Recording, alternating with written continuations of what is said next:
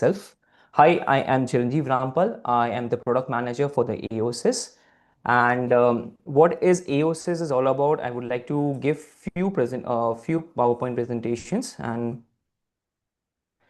so AOSYS is a company from Ahmedabad who has been here in the industry for more than 3.5 years, and we are trying to innovate and do certain growth activities along with the to increase the vision in terms of future orthopedic and trauma and spinal products altogether.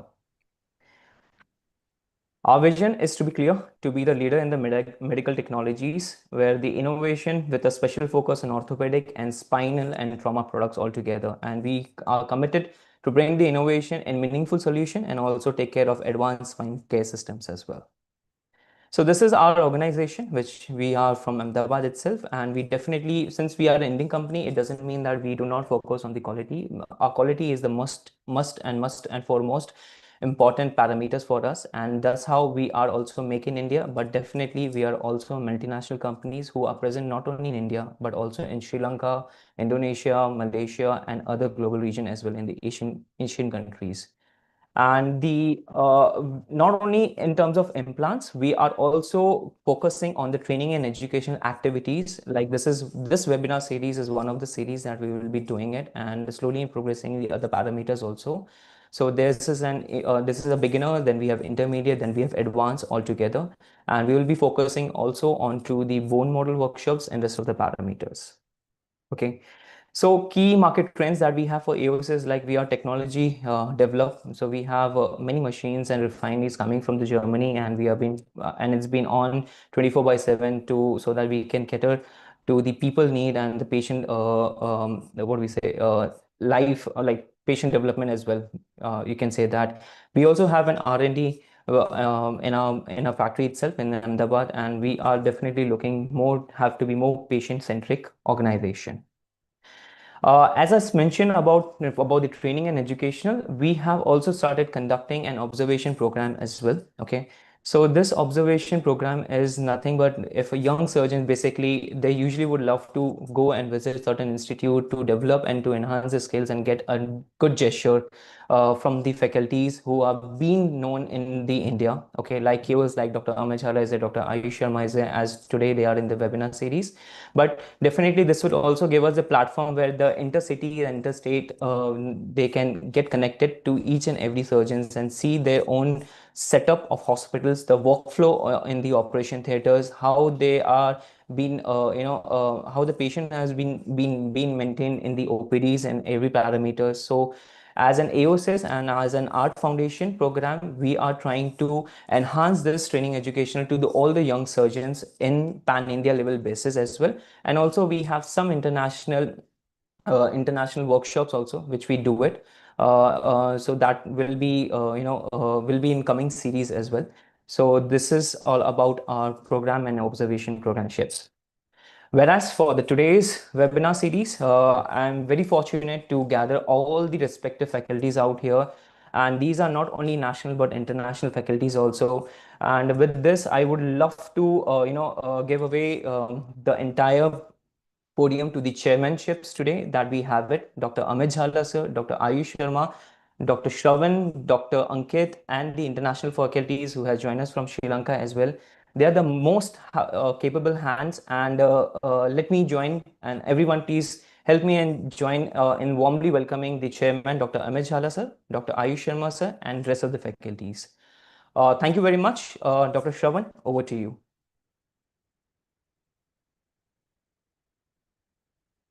Dr. Shravan, you're on mute, sir. Thank you so much for the introduction. I think this is one of the courses where, if you are you're doing a conventional open surgery and you want to transition from the open surgery to an MIS surgery, which is right now it is getting to the current standard of care for spine surgery. I think this is one of the courses to be in, because one of the major parts of not shifting to an MIS surgery is the initial hesitation, whether instrumentation is adequate, whether the decompression will be adequate, about the complications that arise. Everything can be now tackled through the tubular MIS procedures. So I think this is a great initiative by the AOSYS and Mr. Chiranjeev for gathering such prestigious faculty like Jhala sir and Ayush Sharma sir. And I'm sure it's going to be a great series if we go once we go in a stepwise manner. So again, without further, uh, without much ado, we should just go ahead with today's talks. That's great, sir. Over to So, you.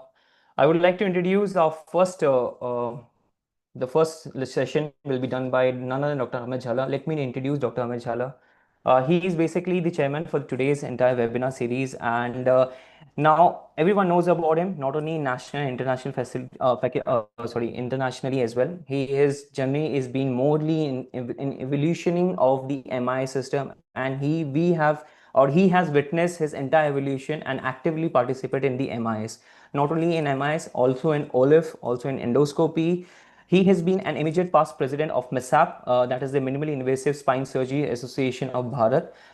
It's a position that reflects the deep respect and trust his peers place in his leadership.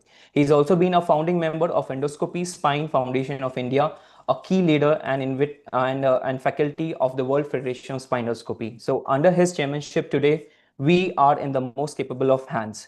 Ladies and gentlemen, please join me in warmly welcoming our chairman, Dr. Amit Jhala, sir. Thank you, Chiranjeev, for a nice introduction. Thank you. I think this is a very nice concept and by which you have started this webinar series. And let me start my presentation. I'll just share my screen. Okay. Just check.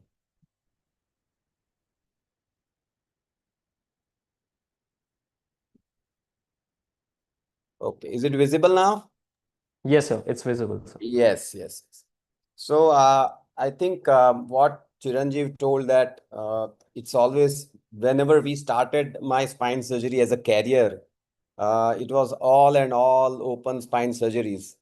And from that, we have seen most of the evolution of how even the spine has developed and how the MIS has developed right from beginning of the MIS surgery. So what my intention is to take you through what is MIS, how it has evolved in spine surgery, and some philosophy of about the MIS tubular surgery and some nomenclatures. There are some confusing nomenclatures also. So I'll just take you through all this concept. I think it's a basic concept of or a philosophy of an MIS surgery on which I am going to talk about. So if you see in the field of medicine, this term MIS or minimally invasive surgery has taken over not only in spine surgery, but it has actually, spine is the last section which has come where MIS has come. But it all started with other specialties like general surgery, neurosurgery, GI surgeries, even in orthopedic surgery, it was an arthroscopy. And even in cardiac surgery, it was just before a spine surgery. So spine surgery is lagging behind for minimally invasive, but that lagging behind is also now 25 years old. But let me take you to this concept. What is minimally invasive surgery? Now, if you see the concept of minimally invasive surgery, the term actually minimally invasive surgery was given by John Wickham, urologist from Britain in 1987. And he defined it as a minimal damage of biologic tissue at the point of entrance of surgical instruments. So the main concept given was that whenever you are operating, uh, any person you are operating, as minimum as possible if you disturb the biologic tissue at the point of entrance of the surgical instrument. So that was defined as the minimally invasive surgery for any of the specialty, and that was the term given by Wickham. Now, if you see the endoscopy from orthopedic sector, then though the term was given in 1987, I think Eugene Berger gave in 1921 did the first arthroscopy. So now if you see the arthroscopy, which was developed maybe around 25, 30 years back in the world, 30 years back. But the roots of these arthroscopy were maybe more than 80 years before then it was first popularized. So it is not a new concept. For anything, what we feel it is new, it's already done before 100 years. And that's what we have to see also. Now, if you see, that was the first arthroscopy. But if you see in 1987, Moret did the first laparoscopic cholecystectomy. And after that laparoscopic cholecystectomy, I think the endoscopic world has blown off in all the specialty. And you can see that the incision, which was very large, it is not about the incision which I'm going to talk about, but you can see it's a large incision to access the abdomen, and this was done by just puncture 2 or 3 puncture wounds to enter into the abdomen and do the first cholecystectomy. So that's how the minimally invasive surgery actually started developing after 1980s and 1987.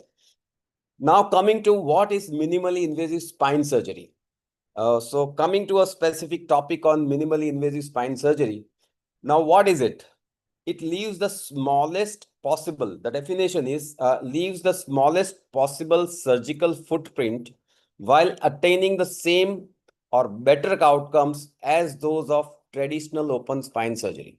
So what does this mean? That if you are doing a traditional open surgery, then also you can do a minimally invasive surgery, because as small as possible surgical footprint you have, it is a relative term. So that is minimally invasive spine surgery, and how it has evolved, I'll just tell you. And the latest definition, which is given by the AO, is minimally invasive spine surgery can be defined as it's a suite of technology-dependent techniques. That means there is definitely a use of a technology and procedures that reduces local operative tissue damage. That means whenever we are operating, whatever collateral damage that we do has to be the least, and not only the least damage, but it has to influence the systemic effect on the patient. That means systemic surgical stress, enabling early return to function, striving for better outcomes than the traditional surgery. So it encompasses so many things. It encompasses the technology, it encompasses the reduced operative tissue damage, it encompasses while you are entering into the body, it should have a least surgical stress to the patient or to the body. And doing all these things, the patient should have an early return to function, and you should get the same outcomes or a better outcomes compared to the traditional techniques. So it encompasses so many things if you just look at this definition. So now when we say that MIS is better or MIS is compared to the traditional surgery, now what is a traditional surgery? I think this is also we should know what is a traditional surgery. Is there any definition that we know about a traditional surgery or a conventional surgery? So when we speak that we are doing a traditional surgery, we should understand what is a traditional surgery. So is there any definition? There is no definition of a traditional surgery. Can be identified, but never defined anywhere. So we should know that whatever we are talking about, MIS or a traditional surgery, they are all relative terms. So it is explained, it is not defined, but it is explained as the traditional approach and or dissection of any and all anatomical structures required by the operative surgeon in an open fashion, enabling him or her to identify all elements of surgical pathology in question and subsequently safely address that pathology with acceptable means of treatment, whether decompression, stabilization, reconstruction, or otherwise.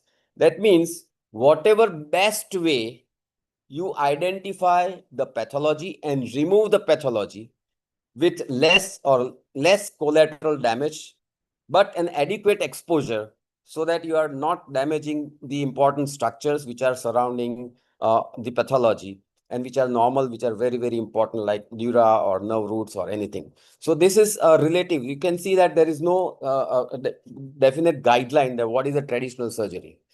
Now, when we talk about the MIS surgery, what is MIS? I think this is very, very important because everyone I can see in the field of spine surgery that I can do this surgery with 8 millimeters of incision or maybe 15 millimeters of incision. So what is an MIS?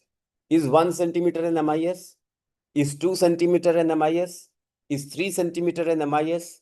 I think we have to come out of this centimeter or a skin incisions that we are talking about. The basic aim of an MIS is not the skin incision. The basic aim of the MIS is a decreased collateral damage of the paraspinal muscles and use of natural anatomic planes decrease the muscle damage, and this is MIS surgery. So if you either make a port through the paraspinal muscles without damaging or minimally damaging them, or you go through the natural anatomic planes without damaging the muscles, this is an MIS for spine. So the basic important part is not the skin incision, which matters like 1 centimeter, 2 centimeter, or 3 centimeter, but the most important part is prevention of the damage to the paraspinal muscles. And therefore, the caveat comes, it is not incision, but the muscle damage, which is very, very important when you are going through the MIS surgery. I think these are the basic philosophy and principles that everyone should imbibe whenever we are doing a surgery. The important part is muscle damage and not the skin. So now what are the goals of traditional surgery? Are they different than MIS? No, they are not. The goals of the traditional surgery are same as MIS, and goals of the MIS surgery are same as the traditional surgery. So the ultimate end point that we have to reach either by an open, conventional, traditional, or an MIS has to be the same. If you have to do a fusion, you have to do a fusion. If you have to remove the disc, you have to remove the disc.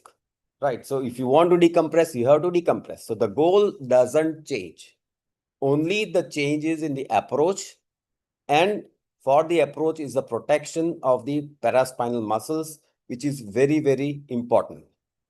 So evolution of the approach with time, with improvement in skill and improvement in technology.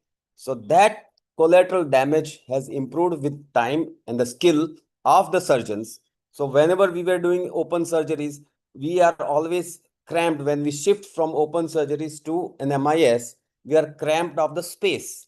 But as you learn this, there is improvement in the skill.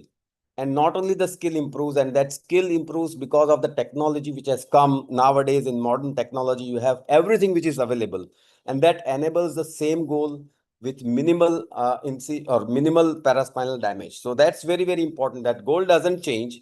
It is with the help of improvement in the skill and improvement in the technology that we have now that we are able to do these MIS surgeries. And that's very, very, very important. Now, what are the metrics to suggest any procedure? Supposing, how do you say that this procedure is an MIS procedure? This is absolutely a relative term, as I said. Basically, it is less invasive than others. If I say that if you are doing a microdiscectomy, it is less invasive than open discectomy. If you say that I'm doing a tubular discectomy, it is less invasive compared to the microdiscectomy. If I say that I'm doing an endoscopy, it is less invasive than the other. But that does not preclude that microdiscectomy is not an MIS. Yes, it is also an MIS. But so there is no clear demarcation. It's a relative term. MIS is a relative term. But your intention and aim has to be as less surgical footprint as possible. And this is the basic crux of an MIS. Now, how do you define what are the parameters on which you can say that this is an MIS? So there are 4 parameters which are there. One is a local zone of injury. This is what I said, it's a collateral damage. So if you have a less local zone of injury when you are entering inside the body, that is one parameter. So this is what we are all talking about. But the other parameters are operative patient demographics. That means whenever you are entering, if the patient has less blood loss, less paraspinal muscle damage, they are directly dependent on the surgery and approach. So they are the operative patient demographics, like no blood loss, right?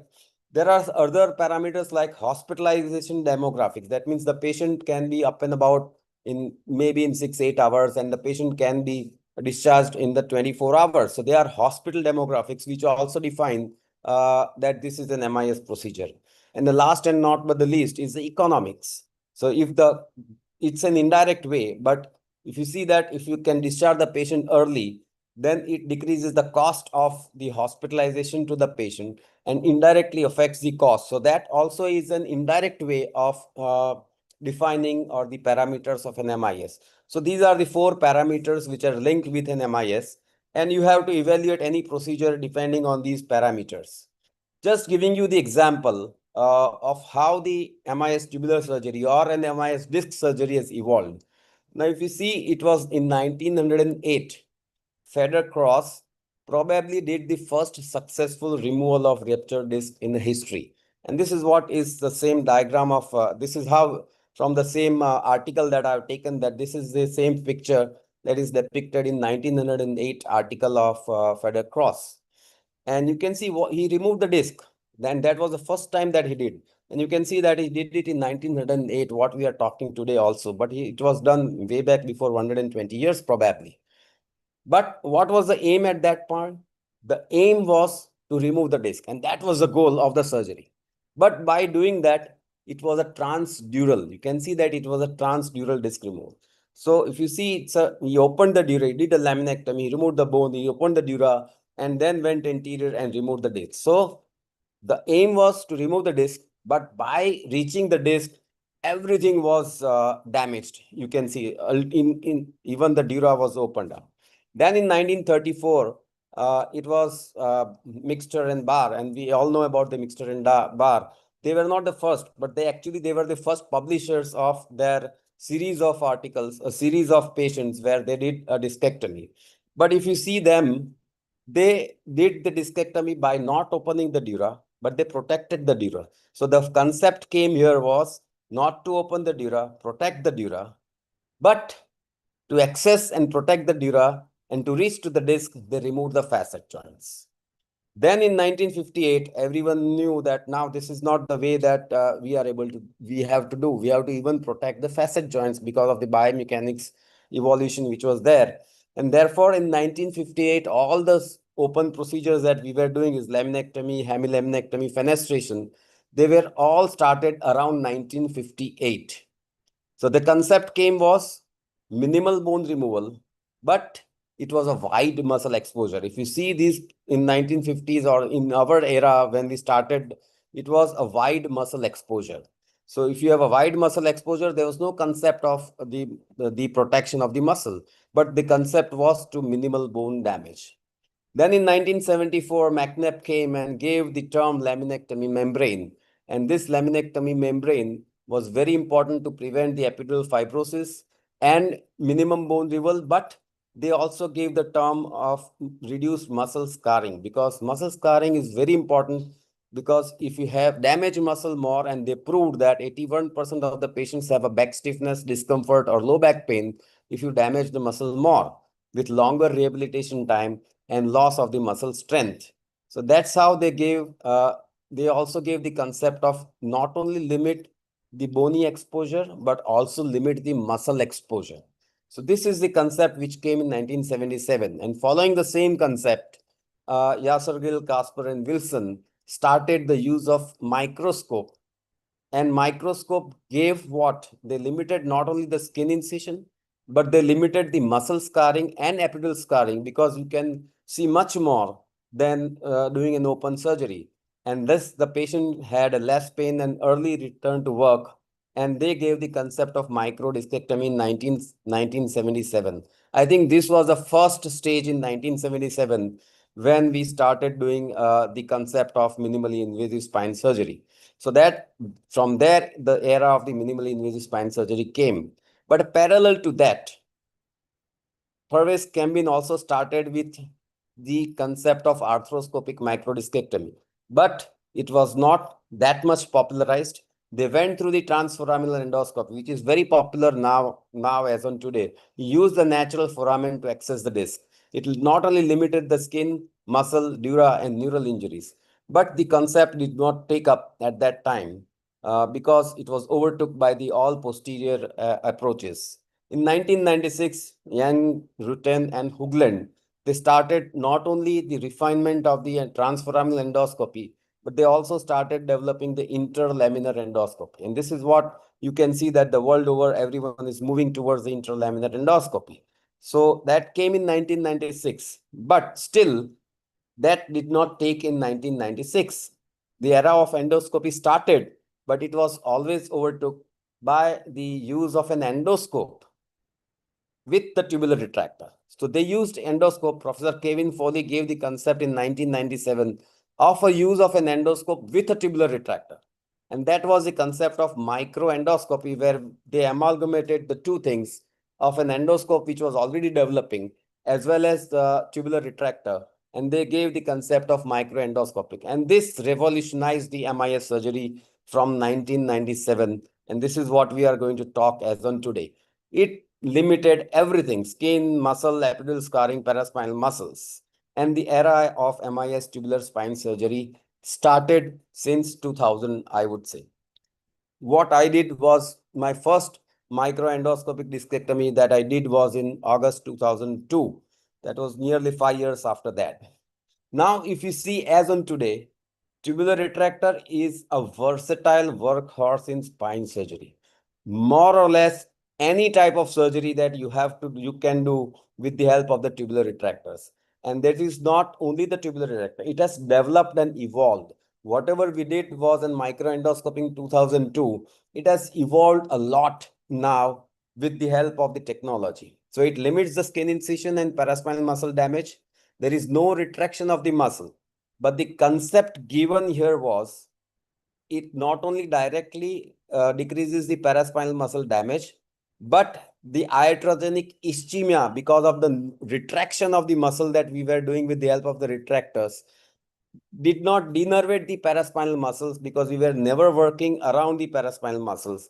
So it has multiple, no direct injury, no muscle damage because of the ischemic damage, no denervation of the paraspinal muscles. So it was the least damaging the paraspinal muscle. And that was the concept of the tubular retractor, on which the Professor Kevin Foley started. So it preserves the muscle strength, and you have all the other parameters which I said, very important, of less blood loss, post-op pain, decreased hospital stay, early rehabilitation.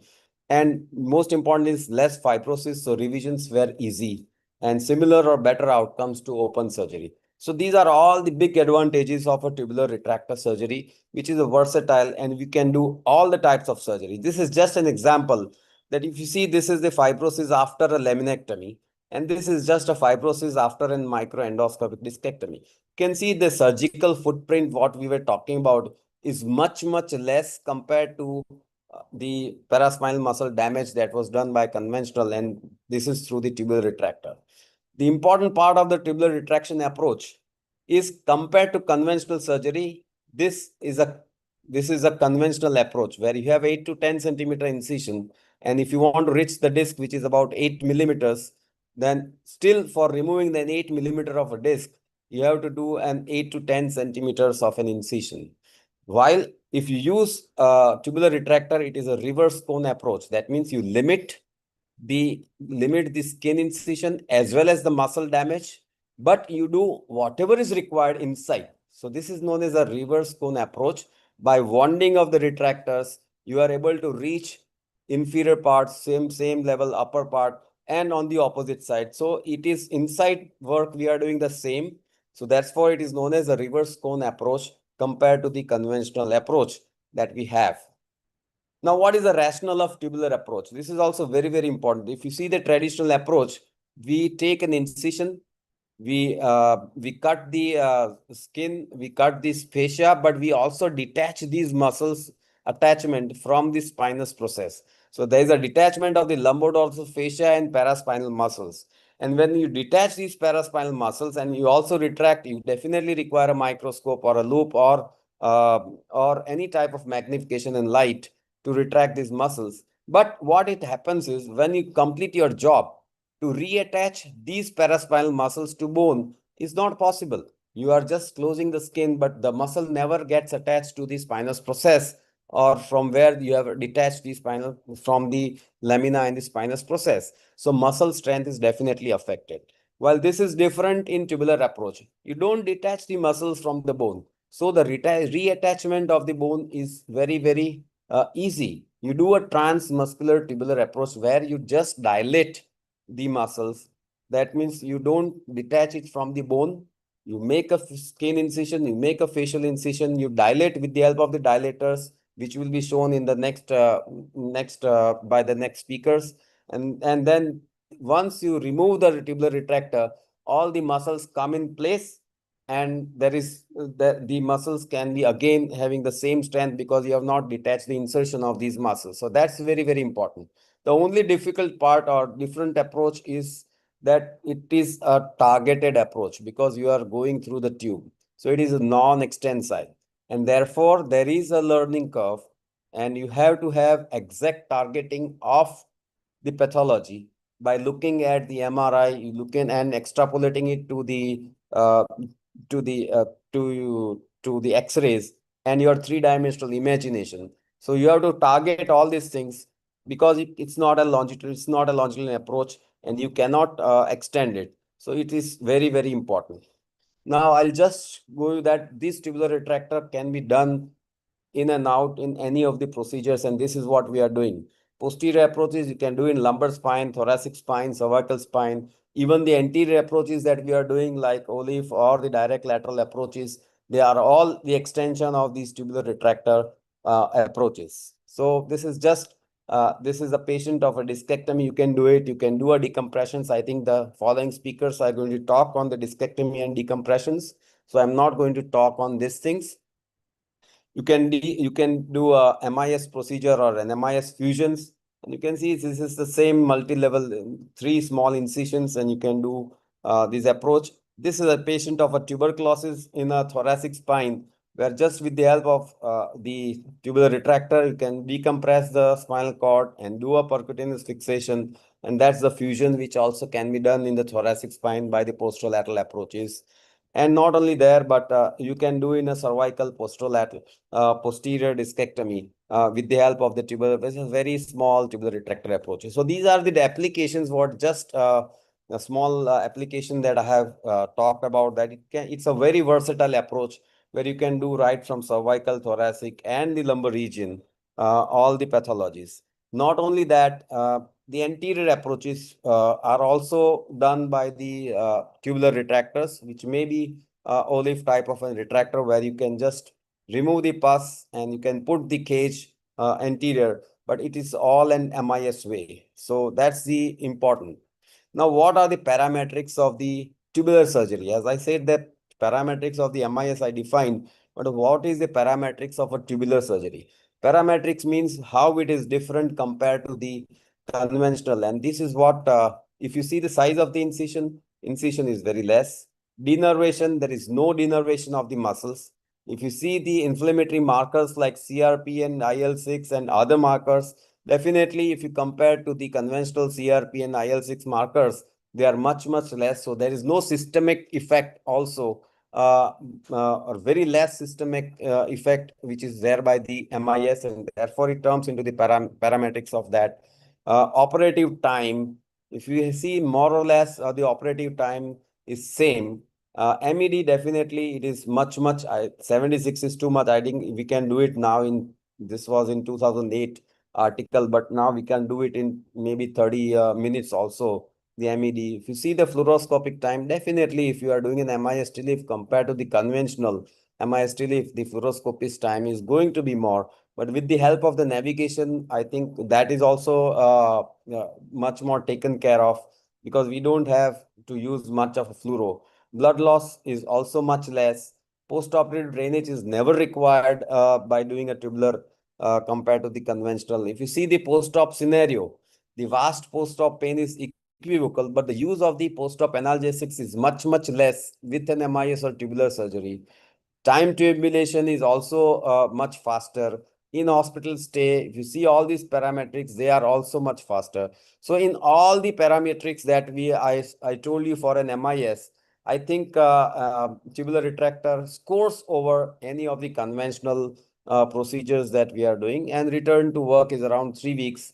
The only caveat is the radiation exposure if you are not using the navigation. So that's the only caveat, that you have to be very strict of the radiation exposure because fluoroscopic time is going to be high if you don't use the navigation. So that's where the only negative part, and the learning curve, definitely once you pass around 20 to 25 cases, the learning curve is going to be skipped. So in short, tubular MIS provides excellent surgical outcomes with equivalent surgical time and low complication rate as that of an open surgery. The tiny, invisible, cosmetically appealing scar. Initially, you feel that the scar is about 16 or 18 millimeters, but if you see the scar, it gets retracted. So if you see the patient after maybe 3 months or 6 months, you will never see the scar also. So cosmetically also it is appealing. Reduced muscle dissection, denervation, and atrophy as compared to the open surgery.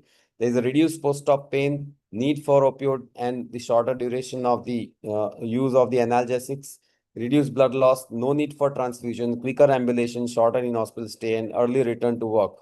And there are significant, definitely, because the patient can be, of course, it can be done as an awake also, as well as the same day discharges are also possible with the tubular MIS surgeries. So now, if you see the types of tubular retractor, I'm not going to go into this detail because the next speaker is going to talk about it.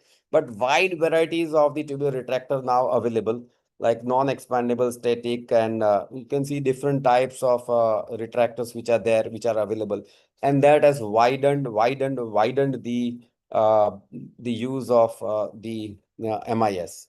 So, if you see the type of MIS procedure, what we are talking today is about the tubular. And the tubular retractors can be either static or an expandable. And compared to that, now again, we are also talking about the endoscope, which is also further narrowing the spectrum of an MIS, where you can do everything endoscopically as on today, either by the use of a monoportal or a biportal endoscopy. But there is in between also, there are certain procedures which we are doing is an endoscope assisted. Like initially we started with an endoscopic assisted MED procedure or microendoscopy, and that's how the name came. But as on today, we are doing sometimes an endo K-lift, where you are using an endoscope or a monoportal endoscope through the transforamen and using it for the fusion also. So there are certain procedures which are endoscope assisted. Sometimes you are using it for OLIF to remove the disc. So these are the ways in which you can amalgamate not only the tube, but you can use the tube along with the endoscope whenever you have a choice. So there is a wide array of technology which is now available, which is improving our results for the endoscopy.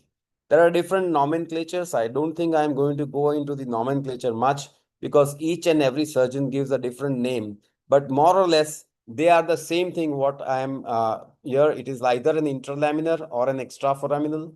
You can call it ULBD or an over the top. Can call MIS TLIF, extraforaminal TLIF, anterior transpsoas, anterior to psoas or a transpsoas. And if you see, but they are doing the same discectomy, decompression, and fusion by different ways of approach, either by uniportal or biportal or a tubular. The only three procedures which are very, very important are discectomy, decompression, and fusion. So nomenclature can be anything, and there are so many nomenclatures given by the AO also, which I'm not going to go in detail of this, but these are the charts from the AO also. So the message is, it's a small incision, muscle preserving. It gives all the parameters for early rehab and early return to work. So it has evolved for a wide variety of indications now. It is not restrictive to only thing when it started of just doing a discectomy, and it has definite advantages over the open techniques. More you apply, more you learn, and you can just widen your indications depending on your learning curve of that stage. So tubular retractor is must to adopt for any spine surgeon who is starting their career in spine surgery. Thank you very much.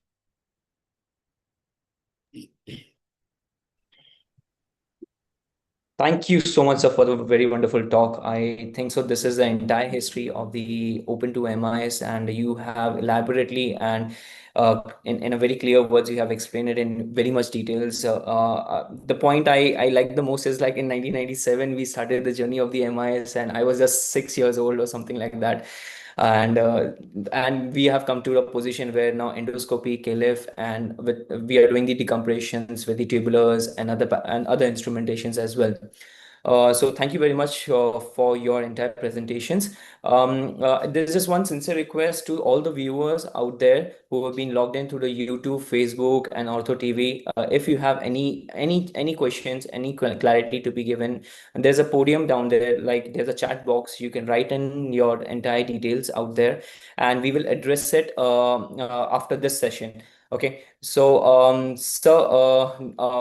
if there is any basic questions, Dr. Sharvin, would you like to take the things up for the next lecture? Yep, I think I'll start with my instrumentation talk, and then we can take the questions together for both. Before you start, sir, let me introduce to the entire crowd about you. So Dr. Sharvin Sheth has been here, and he is basically the one who is driving the entire webinar series with us, and I've been closely working with him. He's young, but he's very talented. I have, I have been with him sitting and discussing the entire webinar series with him. So he has an expertise in endoscopy and minimally invasive spine surgeries. Not only he's restricted to this, but we have also seen posts on LinkedIn about his scoliosis and deformity cases as well. So he has been trained under some of the he has been trained by the finest spine surgeon in India, that is Dr. Amit Jhala sir, and he has been particularly passionate about minimally invasive techniques.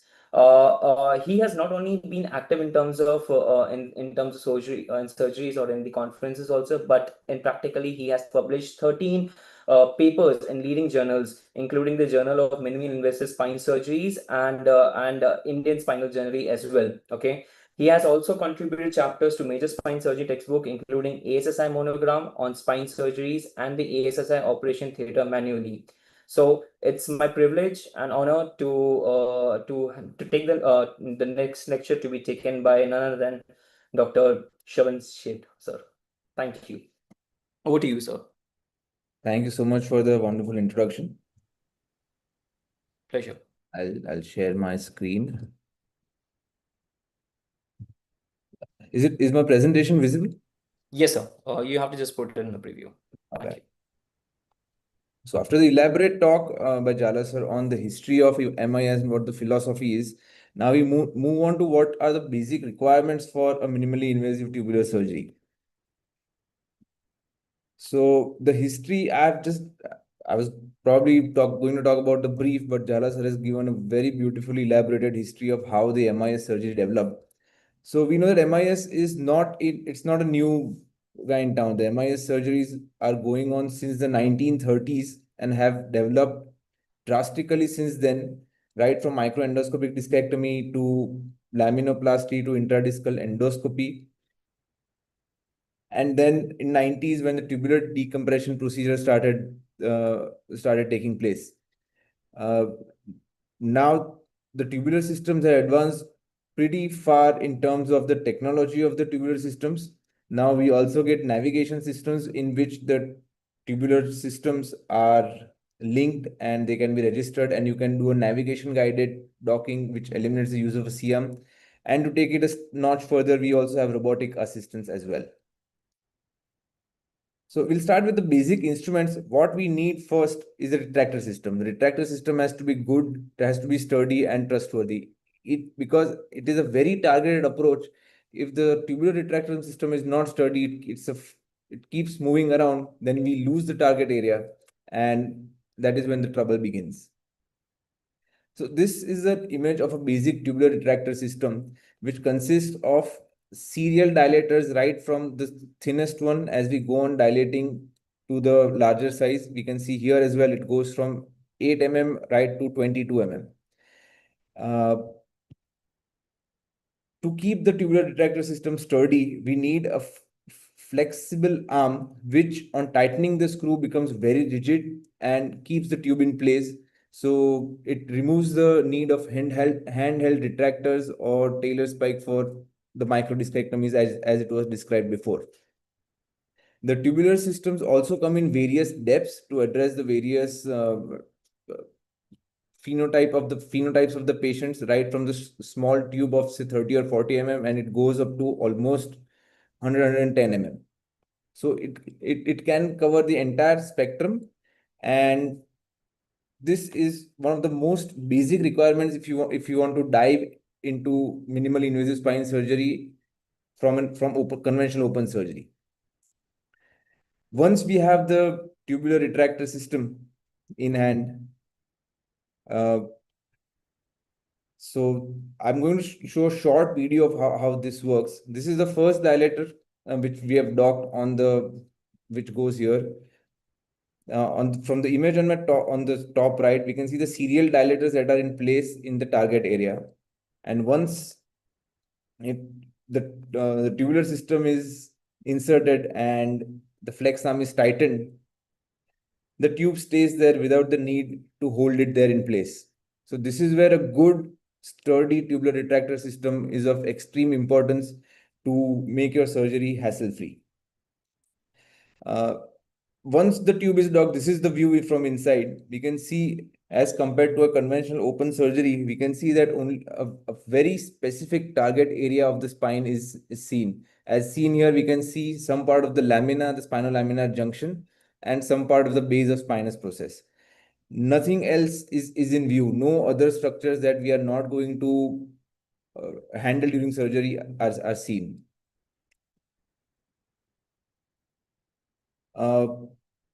Coming to a different type of a tubular retractor system, this is what is a quadrant system, where it's an expandable type of a system where two arms of the tubular system can expand, giving you more space, and it allows insertion space for other two retractor blades, which can further dilate the space and make it larger. So for initial surgeries or for initial learning curve of this allows a much more space than a 22 millimeter of a static tubular retractor system.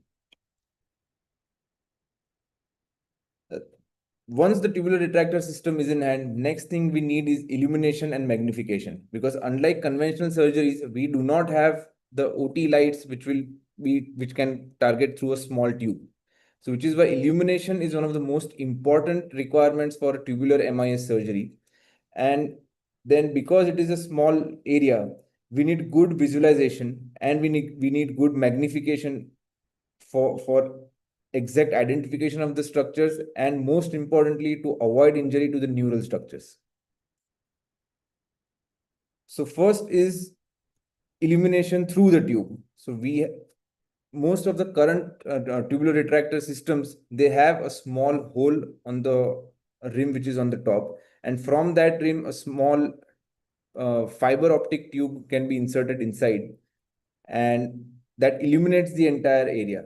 The inner surface of these tubular retractor systems are reflective in such a way that the light bounces off and the target area is very well illuminated. Next in line is the surgical loops. So a lot of companies are making the surgical loops, which allow for illumination as well as magnification at the same time. These are very mobile, very flexible, easily accessible and available everywhere. The best part about this is you can use it and remove it as and when we want. That is number one. The other advantage is it allows for a lot more freedom around the operating area. A few disadvantages of the surgical loops are that it is not a static field, like it keeps moving with your head movement. So if the neck is not steady, the focal length, the zoom, the blurring keeps happening, which causes a lot of eye strain and a lot of neck strain.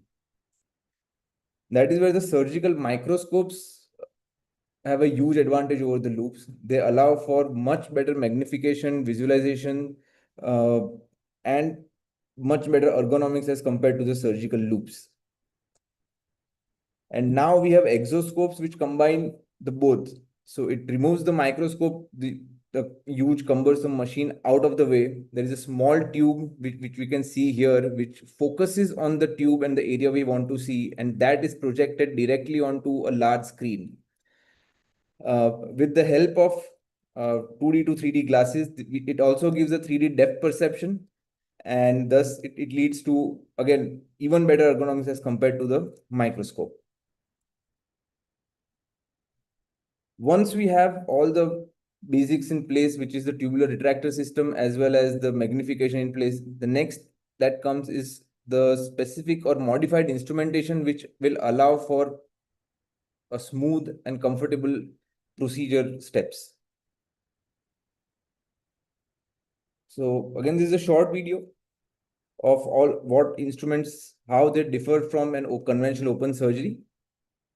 So here we can see what it is. The video I've taken from a surgical microscope, we can see how nicely it has illuminated and magnified the view inside the tube.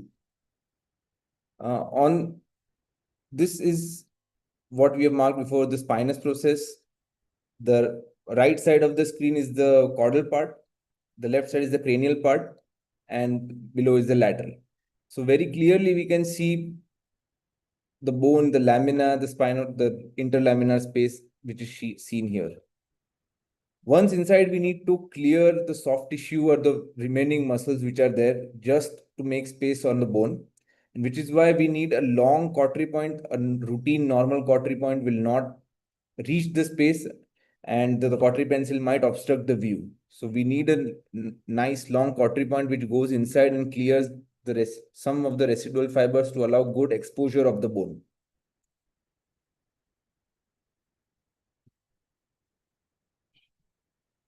Next is the special dissectors which are available. So we know that dissectors are used in conventional open surgery to clear the ligamentum flavum from the inferior edge of the lamina, just to allow some space for our caries and rongers to enter inside. Similarly, these are also special. The dissectors are made in the same way. That will allow for clearance of the ligamentum flavum and for making some space for the next instrument to enter.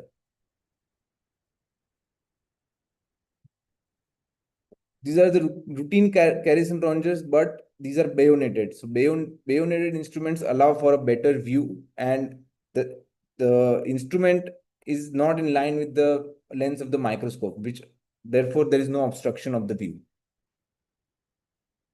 as we can see here. Once the lamina is cleared, we can very nicely see the neural structures. This is where the important other instrument is a retractor system, which also has a suction function. So the normal conventional open surgery suctions we use are cylindrical suctions with this suction part, the whole of the suction, which is only at the tip of the suction. But this instrument is flattened and it has a suction on the side. So it allows for some retraction of the nerve, while other sharper instruments or access to the disc can be made. So this allows for retraction of the neural structures, and we can see the disc inside, and we can do the discectomy or whatever procedure of fusion decompression that we have planned. For making an annulotomy cut, we have special bayoneted knives as well, because a straight knife will, again, the fingers, the knife handle obstruct the view, and therefore it is advisable to use a bayoneted knife to make the annulotomy to approach the disc space. And in the end, we have special ballpoint probes and hooks just to confirm the adequacy of our decompression, which can go along the nerve root, in the exiting foramen, the inferior or the superior part of the decompression. So to summarize, these are the basic instruments and the instrument trolley that is required for tubular MIS surgery. I'll go in a clockwise manner. As we can see here, the number one, which are bayoneted caries and rongers, as I've shown in the video. The handle is not in the line of work. So when we are working with the punch, this will not obstruct the view, and therefore it makes it a very safe instrument. We have disc forces which are long tipped, which are straight as well as forward going or upgoing discectomy forceps. This is a flex arm and the table mount, which will keep our tubular retractor in place. Now, this again is very important to have a good flex arm that will allow for a sturdy tube placement. Because what happens is when we are angulating the instruments and there is some pressure on the tube, if the flexum is not sturdy, the tube moves, the tube wands away, and it goes away from our direction of vision or where we want to work. And then again, we have to readjust, bring it back to place, confirm that we are in the same place, and it wastes a lot of time. We have a suction retractor. We can see the normal conventional open suction, which is cylindrical, and the suction retractor system, which is a flattened one with the suction hole on the side. The dissectors are also bayoneted, so when we are using it to retract the neural structures or to understand the anatomy in cases of any root anomalies, etc., again, it does not come in the way. And similarly, we have hooks and ballpoint probes, which are also bayoneted, which allow for checking of the adequacy of decompression, adequacy of the foraminatomy, the mobility of the nerve roots, or to milk out the disc fragments, as the next speakers are going to demonstrate in their beautiful surgical videos how these instruments will be at work.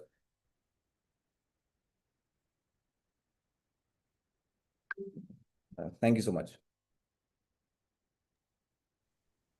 Thank you, sir. Thank you for such a wonderful presentation about the instrumentation and the rest of the parameters. So before we set on to the next speaker, that will be Dr. Ayush Sharma, who will be taking up on the decompression and topics as well. In general, I had a few questions. If you don't mind, can I address it to you and Dr. Amit Jhala, sir? Sure. Sure, you can do that.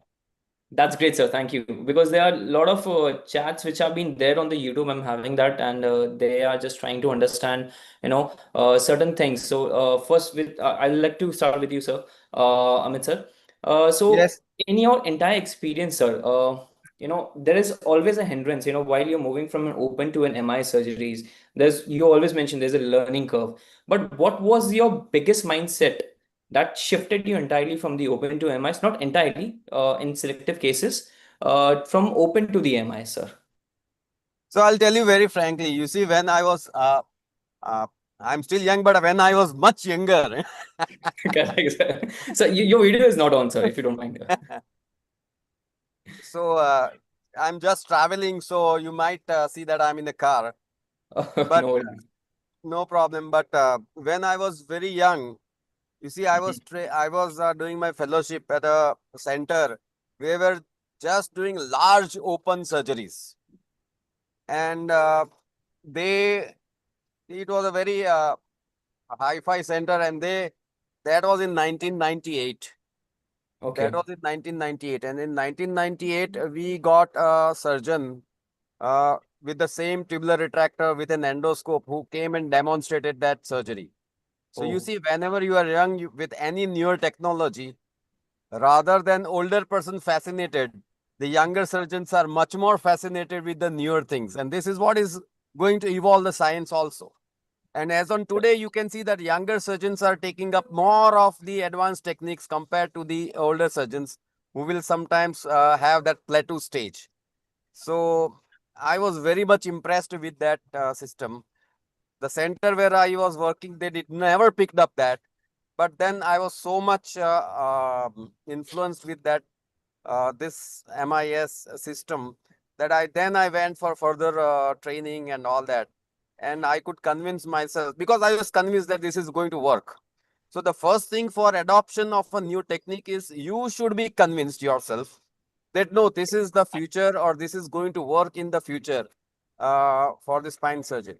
So you have to be a futuristic in your vision, and then only you can adopt a new technique. So that's how I adopted the new technique. But once you are into it, you will try to find out the ways and means how to adopt it to the different difficult challenges, and then try to overcome that challenges which come during your learning curve. But you have to be persistent and convinced about the procedure, right? That's a great, sir. That's great, sir. So just one question I would like to ask you now, since you had this phase where you're young and you were doing the transition and someone gave an opportunity to do it. What about those surgeons who didn't had an opportunity to learn such phase at the young age, but right now they might hesitate to go into the MIs. So what will be your message and telling them out? Where there is will, there is way. I don't see that there is no way anywhere. Actually speaking, in my era, there were very few opportunities. There was Correct. nothing like internet, nothing like that. I can go to YouTube, you Google, or no surgeons who were going to teach us. Now there are ample of opportunities. I can say that the world has moved so forward. It's so, even if you want to see any surgery by any surgeon in the world, it is on your mobile. It is on your mobile, and you can watch it. So it is your will and way that how you want to learn that technique. So there are a lot of opportunity. I don't see that today's young surgeon can say that we don't have that opportunity. I don't accept that thing.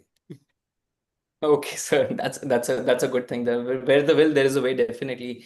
And I think so. This should be the motto for the entire surgeons who would like to adopt the MIS as well. Sir, in one of your slide, I saw there were many MIS techniques which was collaborated. There were tubular, there is scalable, there's other parameters. How do you bifurcate while if a patient come and walk in, and he has some symptoms where the disc has been bulging out? So how do you prefer to which therapy you should adopt and take the things forward with the patient, sir?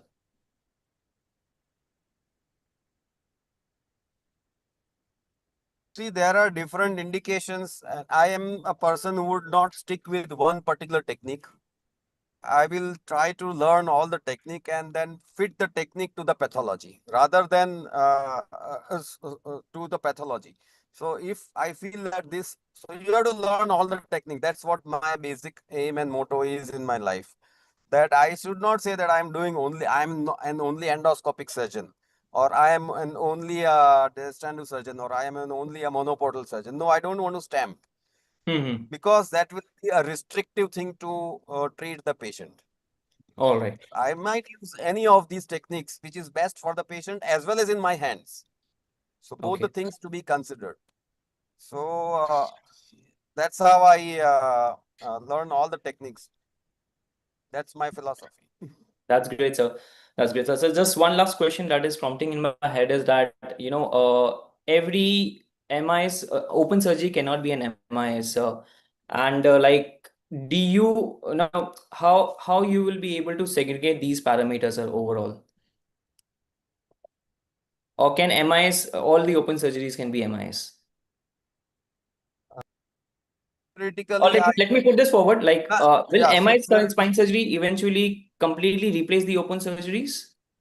it Or they will cannot completely coexist? open. It cannot completely replace. Everything has its own place. I don't say that open is going to be replaced by any means because there are certain indications. Deformity, you cannot do it.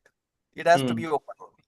So if you just talk about, if you see multi levels which can be, or some revisions which has to be done, you have to open the patient. If you have a fallback from your tubular or endoscope, you have to open the patient. So open surgery is the base. You should know completely the open surgery. Because if you are doing a reverse, that you learn endoscopy or you learn an tubular retractor, and if you have never seen an open surgery, you definitely will be in a problem sometimes in your life. If I have a dural tear, what will happen? I cannot do it with an endoscope or tube. I might have to open. So open surgery is going to stay. So it can never be replaced.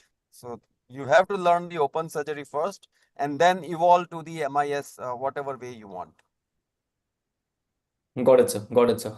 Dr. Sharvin, sir, you have described us all about the instrumentations that we are using in the MIS, and since HCG being an institute like where you have been practicing, they are being well equipped with the instrumentations and with the microscope as well. Okay.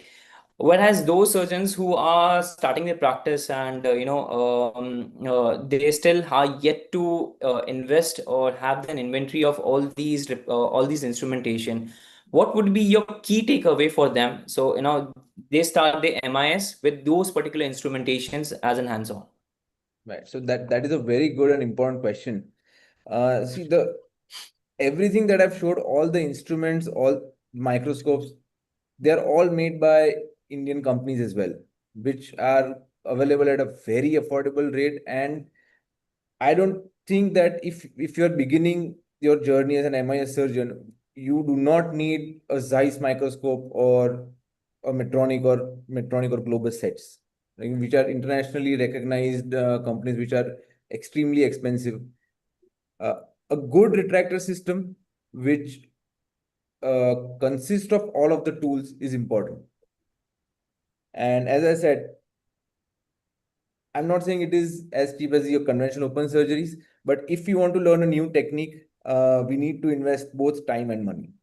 So that we have to get some basic instruments which have to be there, and if not all, if you ask the bare minimum which is required to start a tubular MIS surgery, tubular retractor system, um, magnification, and some form of instrument in the form of a Carrison and a disc set. These are the basic instruments that are required. We may not need the entire array. Second, if the microscope is, if you're saying the microscope is not available or it is out of feasibility, this is where the surgical loops come in. So I also got surgical loops. I operated a few cases on them. Loops have a larger learning curve as compared to the microscope because the head keeps moving. We are not used to keeping a steady neck. There are neck problems. There is eye strain, especially if you have specs. It's a problem. You have to get those Correct. loops which lie on the Which spec. have the, yes, absolutely. So of course, but then you have to stick to it. You cannot give up just because you don't have a particular resource. And right now, I think with the shipping routes and everything, all instruments are available everywhere. So it's just as Sir previously said, it's about intent. Ayush, sir, any thoughts from you regarding this? Like if yeah, you are also working in an institute and you have all the entire armamentarium of MIS surgeries, including endoscope. So for somebody who is into a private kind of a setup, how to transition in terms of instruments? You're asking me, Sharvin? Yes, sir. Yeah. Yes. So it's very funny. I'll tell you, what do you think today? We have everything. I'll tell you how I started. When I started, we didn't have anything. So to do a tubular surgery, I used to order MI screws because we didn't have tubular set. So if they give me one tubular set for MI screws, I had to keep 3 cases, 2 tubular surgeries and 1 MIS TLIF. And this is how we started. And that scope was the loop. I started with loop and it was my own loop. And we made some modification to the in whatever we had. And this is how we started. It might look very, we have everything in the world, but the story behind any startup is completely different ballgame. So I still remember Medtronic's some debut used to have MI screws for 25,000 rupees those days. And we used to order them 4 screws for 1 lakh rupees and do 3 cases of two tubular discectomies and 1 TLIF. And that is the story before we, somehow were able to manage a set of tubular system. And then now it's a different ball game. So, so as I will agree, if you want to do it, you will find a way out of it. Buy, borrow, steal, and that is my motive. And if you want to do it, nothing in the world can stop you. So, that is how I'll place it. Very well done. But in today's day and age, where I think, like Jhala sir also said, everything is readily available right at your fingertips. If you want to buy a new instrument, if you want to place an order. Yeah. So more than even if you don't want to buy, talk to people like Chiranjeev. Do something. Tell them, okay, I want I'm to sure learn it. they also have a beautiful There is a way out of it. retractor set as well. It is just you don't need to buy anything. The industry, if you order one case, you can get anything out of any industry, and you start from there. And when you make money or your institution starts believing in you, then you get the system, and that is how you start. But start. So let's not get into those topics where we will be conveying the masses and my capex instrumentation going down. So absolutely, you're right, sir. This is the thing. But so there's one important question I would like to ask: how critical it will be for the choice of implant and the instruments, in terms of brand which you are using. Does some instruments must be what we say an international instruments, like many multinational companies has it, or everything we can be localizing it to the Indian companies as well? Comfort over cost is what I would say. If it's not about Indian or international companies, if the instruments are good, if you are comfortable with it, and if they are good in your hands, then I would select that company over the international companies. But as I said, comfort over cost. It's I would not say only this or only that. It can be a mix and match of both. It's that way. Some instruments are better with the other companies, some are with some other companies. So it's you should not be rigid that I'll use only this, or I'll use only this technique, or I'll use only this approach. But some basic criteria should be followed. That, as I said, it should be sturdy, it should not move, it should not give me problems while I'm operating. So, Dr. Ayush Sharma, sir, your opinion, sir? So, I believe nowadays, if you choose a good company, so I'll tell you, when we started, especially for MIS, Indian companies were not that good in that era. But now they are as good as anyone. You choose a good company, and any company is fine as long as they're using the good material. In terms of instrumentation, I will tell you, it's a personal choice. I have the same lanky probe for last 12, 14 years. I know the weight even in my sleep. And I need that probe. Nothing else in the world works for me. Because, I have spent that 12 years with that probe. And, I will still use that. No matter which company instrument I use, which screw I use, I have a set of my own instruments, which are there from the very beginning. And it is all about my comfort because of my ability to work with them, nothing to do with being company specific. So this is my take on this subject. Great, sir. One last question before we get on to your lecture. Now, this is in fact, for everyone out there. I would like to have the opinion about it. Now, navigation and robotics are coming in between, and entering the MIS and even the open surgeries as well. What do you feel? And will the traditional open surgery of fluoroscopic instrumentation will be absoluted in the next decade? the open surgery is never going to go obsolete. It is here to stay. So I think we should not put an expiry date on conventional open surgery. Okay. But having said that, I think any pathology, if you give any primary surgery, I think most of them can be managed in a minimally invasive manner, unless otherwise, like probably there are still a few set of surgeries which we might have to address in a conventional open manner. But with a lot of newer techniques and approaches and instrumentation that is available, I think, like, as I said, it is now becoming a standard of care. What conventional open discectomy, what was used to be a gold standard once, and right now we are doing even cauda-equina syndromes with endoscopic decompressions. So that is how it has evolved through the decades.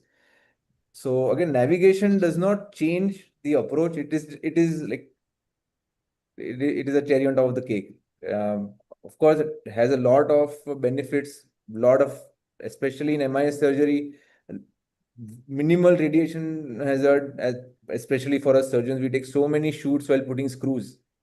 Especially if you are a beginner, you'll keep doing AP lateral. But of course, we have to learn on fluoroscopy first before even talking about navigation. So your opinion, Amit sir, Ayush Sharma sir? So I believe, see, these are the things for future. Just like, a C-arm, when it came, it was almost 50, 60 lakh rupees. The way things are going, they will become standard of care. Standard of care means you should have it. Absolutely. Having said that, I don't believe the technology will make bad surgeon good, but it will make good surgeon better. And this is how I will keep it. That's great, sir.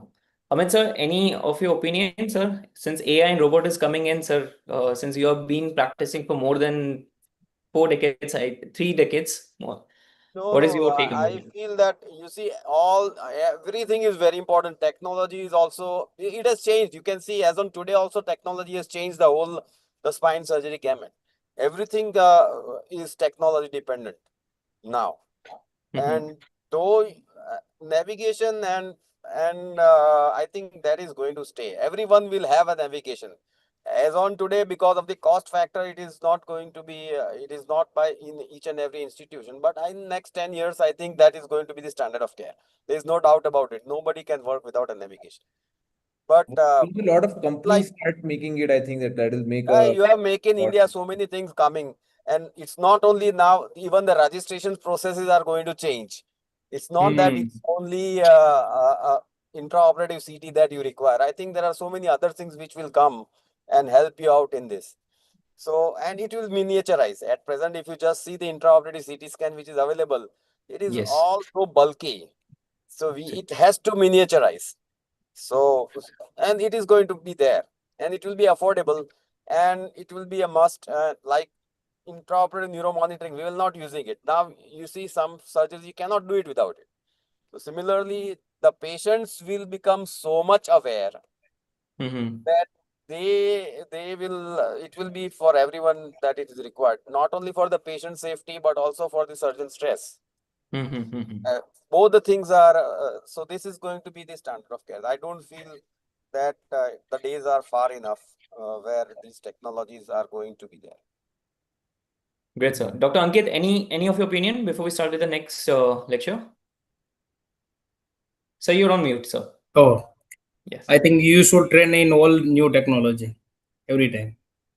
With time, That's everything is needed for standard. done, sir. Done, sir. So thank you, thank you. We'll just cut and short the Q&A session. Let's start with the next session. It will be by none other than Dr. Ayush Sharma, who is the co-chairman, and it's my privilege and honor to introduce him. Dr. Ayush Sharma has been the head of the spine surgery at Dr. Babasaheb Ambedkar Memorial Hospital, which is in Mumbai, and he's been equipped with this best equipments like in entire India. Okay, his institute has been referred to as a national institute around here, and he has been, I think so. He has done more than 12,000 cases, sir. If I'm by far right with the numbers. I don't know, sir. Fair enough. He's a true pioneer in minimal invasive surgeries. Dr. Sharma sir has been the first surgeon in Mumbai, one of the first surgeon who has been started in oblique lumbar interbody fusion, and even I remember I used to get scrubbed with him as well. And he has been there and he's been performing many MIS surgeries. So it's a pleasure to have you on this session, and I would love you to take this then in the next session. Over to you, sir. Thank you, Chiranjeev. So, I've been asked to talk about the tubular decompression and over the top tubular decompression, including the over the top technique. So, Dr. Shravan and Dr. Jhala sir has made my life very easy. But please understand, no matter what approach you use, the most important thing is to understand the patient and then select the correct procedure for the surgery. You look at these two MRI, they look almost the same, but if you look closely, they are completely different entity. So if I have to do tubular surgeries for them, it will be completely different surgery altogether. While one you will add a decompression, the other one might need a fusion surgery because you can see there is a full facet signed and one other facet has almost given away. So most important thing is to understand the correct patient and to target the correct patient before you get into doing the tubular decompression. Now, as Shravan was talking about, you should have the system, no matter which system you choose, but you need a tubular system to do the surgery. So these are specific instrument which you should have so that you can perform the surgery. Magnification, as was discussed, is the key. Either you can use loop or you can use, microscope. I have worked with both. I started with loop and then slowly I migrated to microscope. You need certain MIS accessories. Like even if you look at these are bipolar cauteries. You need to have them bayoneted so that, you can work with them. You ideally will need a high-speed burr because that makes your life easy. You need some of these instruments, which again, has just been discussed. And of course, if you want to become a MIS surgeon, at least invest in a good imaging system. It might not be OARM 3D imaging, but at least a good 2D imaging system is paramount, because you don't have a visualization in this case. You rely on your imaging to understand where you are.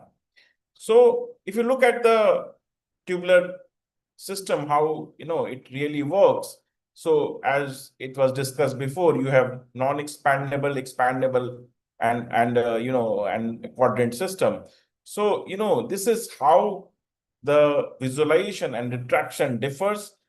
So what we are talking about is a tube which is in between, and it doesn't matter basically whether you are using expandable or a non-expandable one. The idea is to use this wisely.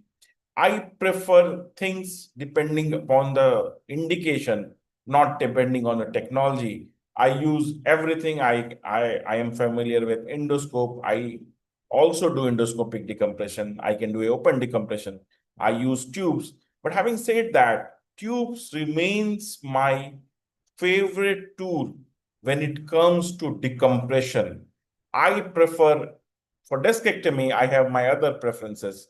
But when it comes to decompression, I'm very, very convinced the one of the most minimally invasive way to achieve a good decompression is through tubular retractor system. And that is my primary way to go when it comes to tubular retractor system. One of the unique things about, using decompression, using tubes, is the contralateral decompression. And if I have just kept it out there so that you understand how it is being achieved. And of course, I'll show you in the video. So basically what you do is you use the same fixed point, but you tilt the table, tilt your microscope, and tilt the tube to even decompress the contralateral side or the opposite side. So although your incision remains the same, you are able to do a good ipsilateral with the decompression on the same side, and the contralateral decompression is the decompression on the opposite side. And this is the steps which you follow for that. And this is one of the beauty of the tubes, that just by changing the angle, you will be able to achieve it. So without any ado, let's look at the video. So this is a case of a patient who had a lumbar canal stenosis. You can see L4-5. There's significant stenosis. And this is, I have chosen a left-sided, approach. And if you look at, this is my docking. So, you need to dock what we call as a spinolaminar junction. So this is spinolaminar junction. Basically, where you see the part of the lamina and part of the phlebum. So for docking for a tubular discectomy or a decompression normally happens at a spinolaminar junction. And this is how you dock it. And of course, this is what you see here. I'm using a expandable tube, but it is not a quadrant. I prefer expandable tube without a quadrant system for these cases, especially the decompression, because it gives me a wider area and it makes my job faster. So it's just a preference. You can see this is the cranial part, this is the caudal part, this is the medial, and this is left lateral. If you look at how the expandable tubes are arranged here, it is different from the classical approach. My tubes are more mediolateral angled because I prefer this to achieve a better contralateral decompression when I use them. So the first step is to remove the muscles. This is just so that you can see the bone or the landmark. And this is what you see. This is what we will see, which is the lamina and the phlebum at the spinolaminar junction. Once I've identified it, I prefer a high-speed burr to do the ipsilateral laminectomy. So basically, use the burr and take out the lamina on your side. So this is what you are doing. So, I believe they are one of the safest way to do these surgeries. You take out the bone and you preserve the phlebum till you have done all your bony work. And that is how most of the surgeons prefer it. So the phlegm is the layer which will protect the dura. So till you are doing your bony work with this high-speed burrs, I prefer to protect keep the phlegm. So this is where if you look at the lamina, it will have an outer cortex and an inner cortex. So now you can see the white shiny layer represents the inner cortex. And then, this is now I'm going towards the spinous process side. So I also, I exposed it. And now most of the bony work is done. You can see that there is a ligamentum flavum popping out. So now you know that you can now, I prefer doing the contralateral first. And as I told you, normally the idea is to keep the flavum intact, do your work, and then do the ligamental flavum removal so that, your dura is protected. So once I have done the ipsilateral work, I am doing the contralateral. So I have just tilted the tubes and I am going to the opposite side and taking out the lamina on the opposite side. While the flavum is intact, it makes this surgery much more safer. And, it comes with some amount of experience. If you want, you can check the C-arm or things like that. But normally, you know where you are depending. So if you can see, I have taken both the laminas out and you can see sort of a V sort of a thing where only thing which is remaining is now the ligamentum flavum. So you can even take out the contralateral facets if they are impinging, depending upon what case you are dealing with. There are times where I sort of prefer a osteotome to do the, removing the facet on the contralateral side. Now I am going more deep because, you can see how the tubes have been tilted and how the table was tilted so that you can see more on the opposite side. So, as you tilt, you will be able to go, more better on the contralateral side. And always it is better to, finish the over-the-top decompression first. At least that's what I do. And then I come back to my side, which is the ipsilateral side. So this is where we are. We are taking out undercutting the last part of the facet. So and especially if you have, most of these cases, they don't only have a ligamentum flavum problem, but they also have a facetal impingement. So you can see the facet has been undercut and the whole of the ligamentum flavum is with you. Maybe in this case, I want to do a bit more. So this is the contralateral facet being removed. And once you have done that, all that is remaining is the flavum. Now you can take them, at one go in block, what they call is a butterfly removal, or you can do piecemeal. Totally depends upon the case and depends upon on your patients. So now this is what is the phlegmectomy, where you take out the flavum. And at this stage you need to be a bit careful. Sometimes the flavum could be slightly adherent to the underlying dura, and this is the time, especially if you have very, very thick flavum, as you can see here, the dural tears are very, very common. So this is the step one should be a bit careful, because bony work normally is very, very safe. Now, if you can see, what I'm trying to do once I got some space, I'm trying to protect the dura. I'm trying to push it away and make space on the opposite side first. So whichever side you choose, ensure that you do a good decompression on one side. So it gives you space to push the dura to the contralateral side, and then do the decompression on the contralateral side. So once you have done, once I have completed the decompression on one side, I'm going to the ipsilateral side. Of course, the contralateral decompression is not yet complete. You need to really check it and see that everything is done. So, but after doing quite a bit of decompression on the opposite side, I'm coming back to my side. And as you can see, I am trying to protect the dura all the time by pushing the dura and away from my rongers, so that you don't take the bite in the dura. Once you have done ipsilateral and the contralateral, you can go cranial caudal and repeat the steps. The idea is to ensure that your dura is completely free. It is basically a decompression surgery, and decompression surgery means that you have achieved enough space for the cord and the root to relax.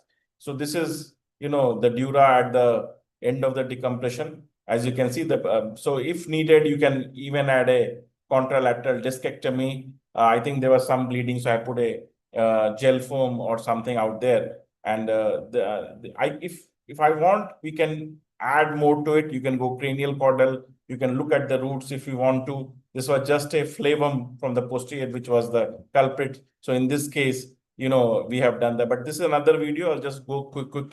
I think it has another. So here, if you see, the same steps are repeated, but I think it's the same one or different one.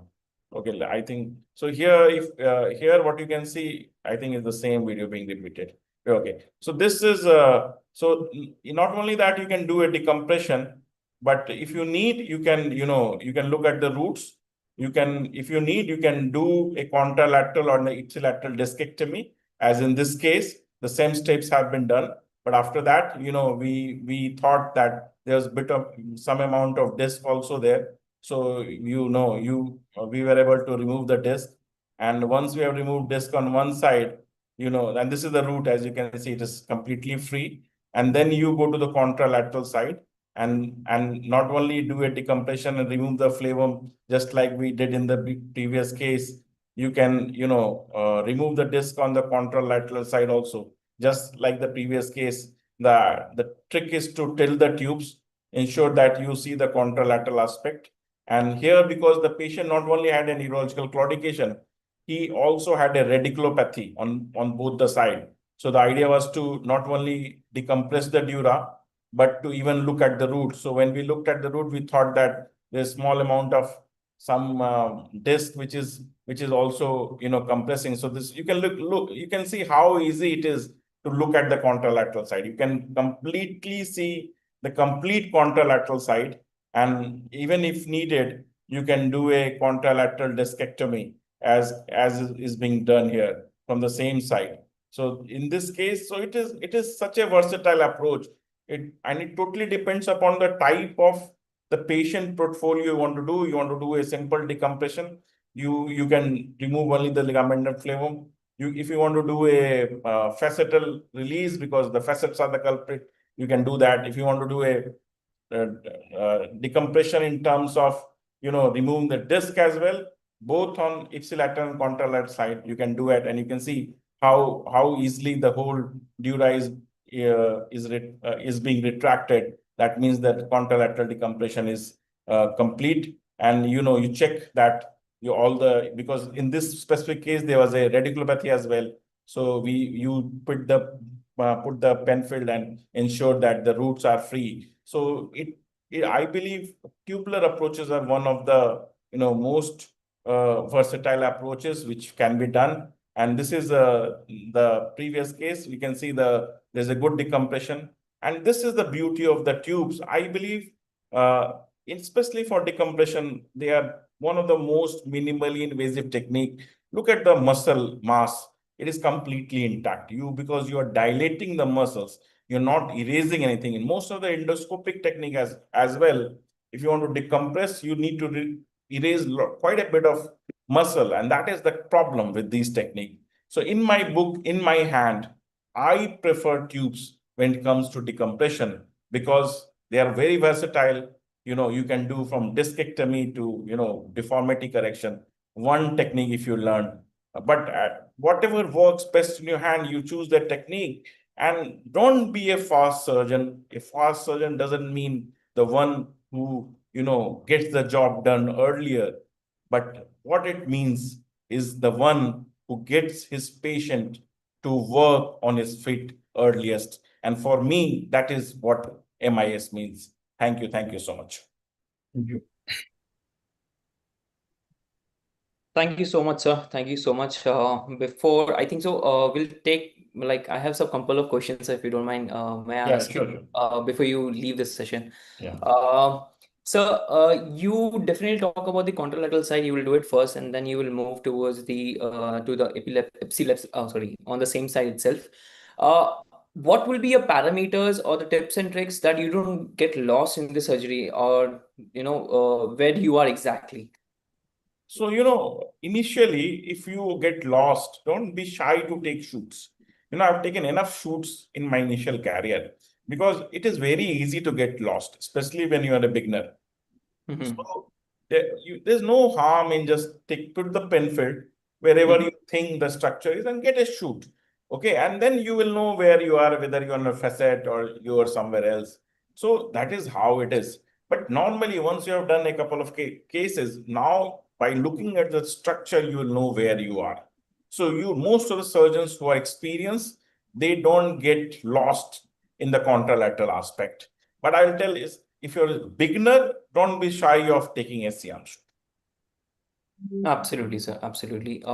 So one more question, if you don't mind. Uh, uh, if we consider intraoperatively, if you're doing a bilateral decompression, let's consider L4, L5 level, and how do you will determine interoperatively that you have achieved the maximum decompression and then you can come out of the surgery, sir?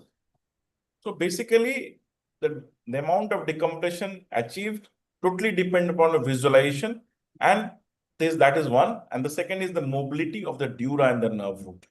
Normally, what a good decompressed dura will be, completely full. It will be like a tube, not like a balloon. And that itself tells you that your decompression is good. But even after that, normally what we'll do is we'll try to move the dura and see what is the mobility of the dura. If the mobility of the dura is good, that means it appears to be good, well decompressed. And especially if you have a radiculopathy insured, make sure that you check the roots as well, whether it's the ipsilateral root or the contralateral. As I showed in the second case, the patient also had a bilateral radiculopathy, where we went ahead and checked both the contralateral root, both the ipsilateral and contralateral roots as well, and that is how you ensure that you have achieved a good decompression. But I'll tell you one thing I have done initially in my career is also to get a post-op MRI. Although it might sound very stupid, but initial days I was very scared of contralateral decompression if I have done a good decompression, and they taught me a lot. They taught me a lot, and and we could understand if I have done a maybe not a great decompression. Most of the time patients were good, but we knew that we were lacking in the decompression, and we sort of learned a lot from just doing the post-op MRIs, but that was a long time back. Correct. I think that this is something that will haunt initially, like 2, 3 days will be involved and there will be canal stenosis and everything. Do you do the surgery in one sit or you do it on a stage-wise procedure, sir? So multi-level surgeries are a very different ballgame. So it is something which you really have to understand. Most important is if you can identify where the pathology is coming from. One of the idea of MIS is to identify the culprit and only tackle that. You don't get lost with what is happening. But for whatever reason, see, if you cannot identify and you have to do quite a bit big surgery, then it up to 2 levels decompression is fine. Personally, I don't like doing more than 2-level decompression by tubes, especially when you have a big facet joint in some cases which are really impinging from the posterior. And that is my one indication for open surgery. And that is the only case I prefer still open. More than 3-level central decompression with big facet joint, because I believe the amount of efforts and the amount of time you take with MIS doing more than 3 levels is not worth it. And I believe it gives a equal result whether you choose open or MIS. Okay. All right. So just one last question, which I would like to ask to entire faculty. Even we have surgeon and from international as well, Dr. Swarnakumaar. So this is dedicated to everyone. So how, since you have a lot of experience and definitely there will be instance where there will be an unexpected dural tear, usually happening over while we are doing a decompression and all those things. I know, Ayush sir, you are keeping the phlegm intact, so this doesn't cause you much trouble, but sometimes it does. So how do you tackle these situations, sir? So dural tear even day before yesterday, we had a dural tear despite doing everything. And it was such a bad dural tear that there was no dura left to repair. everything came out in one bite, the whole dura, and all the rootlets were out. So, and in spite of all the tips and tricks you do, there will be 1%, 2%. In our series, we have a 4% dual tear incidence, and we know what is it. But the good part about MIS is you really don't need to open in most of the times. What you need to do is ensure your rootlets go back. It was such a bad dual tear that I thought of opening it up, but I knew I cannot repair it. There's no dura left. The whole dura came in one bite. The whole thing was a vacuum. Only I could see rootlets. So in spite of my best judgment, I have no hesitation in opening it up. But I thought it's best not to open this one, because even if I open, I cannot, repair it. We used a taco seal, and we put a cover all around it. But we ensured that rootlets went in. So that is one thing. If your rootlet doesn't go in, you cannot do that. And the beauty of the tube, again, and this patient just got discharged today, doing absolutely fine. The moment you remove the tubes, all the muscles, they simply fall back. And they take out your dead space for the CSF not to get collected. And these big dural tears somehow are more forgiving than the small dural tear, which has with a lot of high pressure zone. So this is about the dual tear. Yeah, that's my point of view from the beginning. We have been moving from the era of open surgery, from fenestration, loops, microscopic, and then in Sri Lanka we have introduced endoscopy as well within this year. So the the beginners, they should be able to tackle the cases whenever there is a need. They have to open. They have to be passionate to do the open surgeries. That's an important key point. Even previously, Dr. Amit also emphasized that.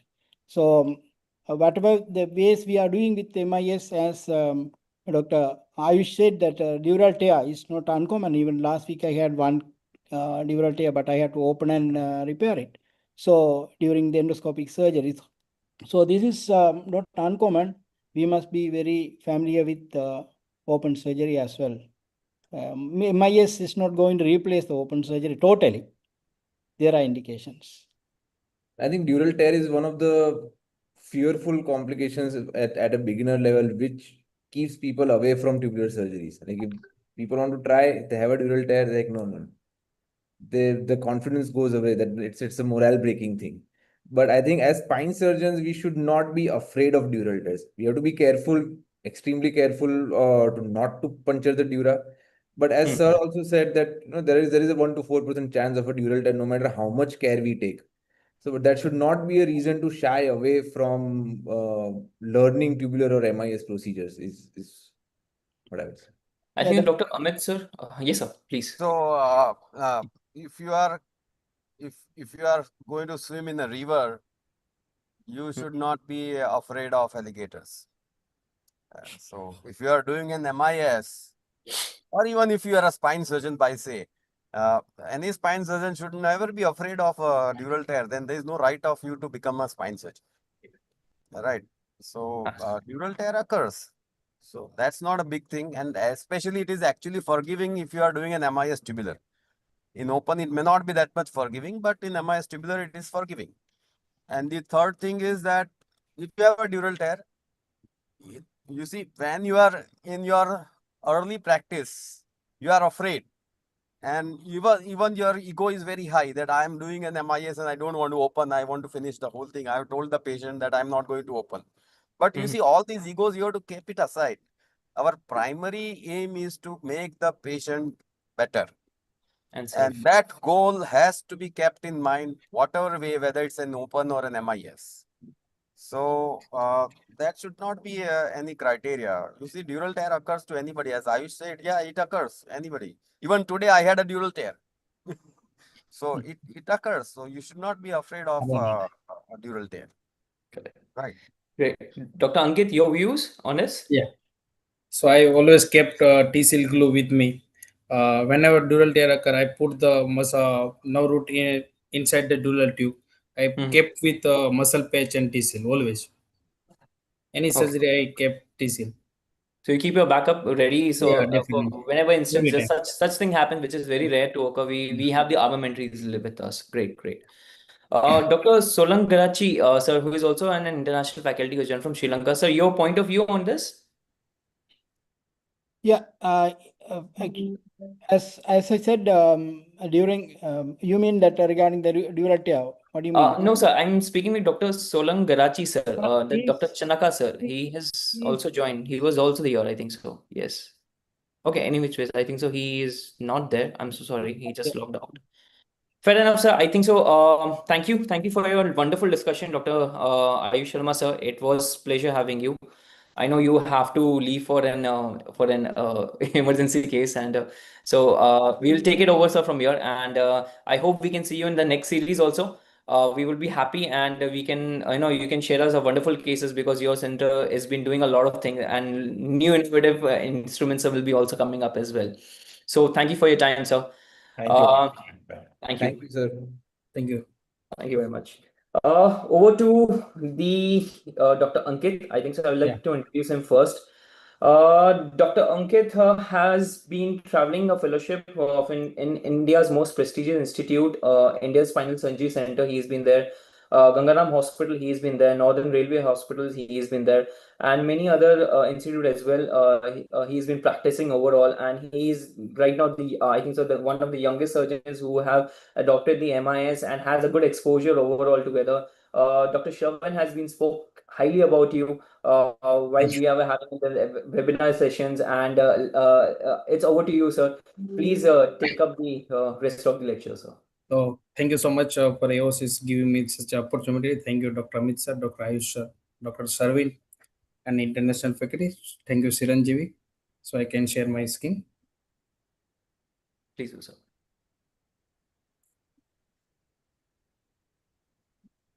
Open that.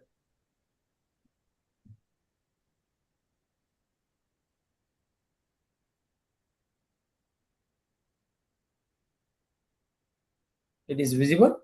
One No, sir, minute, not yet. Yes, Dr. Chiranjeev, you say I'm running out of my battery of the laptop. So All right, sir. I might it will just stop. But I'm still there till the time it works. Okay. Sure, sir. Sure, sir. Thank you. Thank you, sir.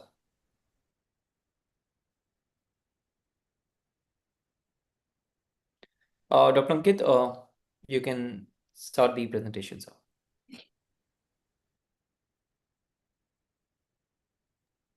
You're on mute. Dr. Ankit, you're on mute, sir.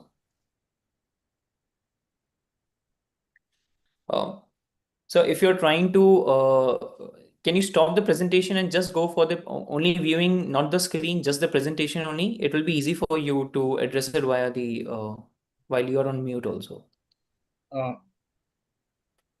So just go to the share screen, open it up. You will find two things. One, the entire screen, one will be application window. I request you to open the application window in which your presentation will be open. This is not open.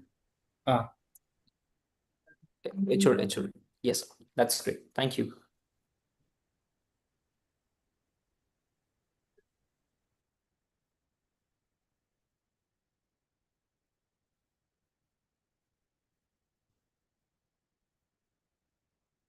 So you're still on mute, sir. Poonam, can we unmute Dr. Ankit?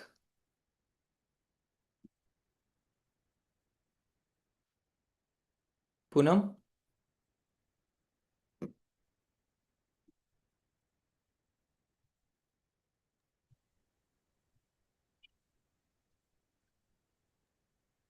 Yes, sir, I'm trying. Yes, He's please. unmuted. No, while he's sharing the screen, he's indirectly his entire presentation comes up, but he's getting muted. Yes. So audio mat karna, just put the presentation only. That's it. And no, it's still not happening, sir.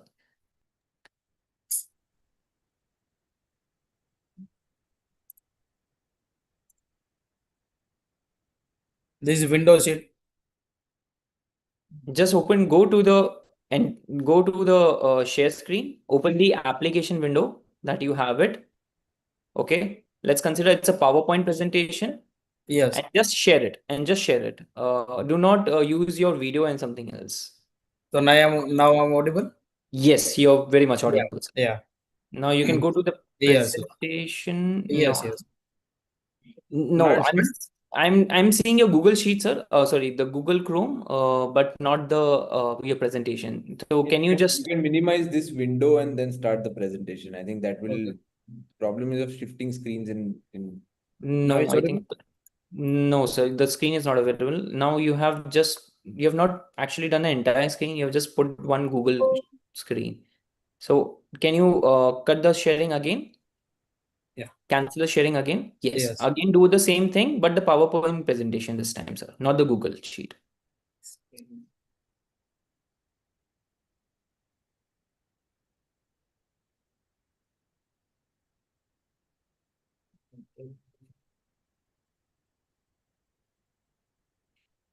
Or or you can share it to me. I can share from mine. You can ask me to pause and go forward. It's not possible. so we have already done it, so not to worry. The same thing we have to do it again. Go to the share. I do same thing, but this is not audible. Now skin is visible. Not yet. Not yet. Okay, till the time I think so. You would be addressing the next lecture. Meantime, you just try and see. You can share it, or you can share it with me as well. We will take.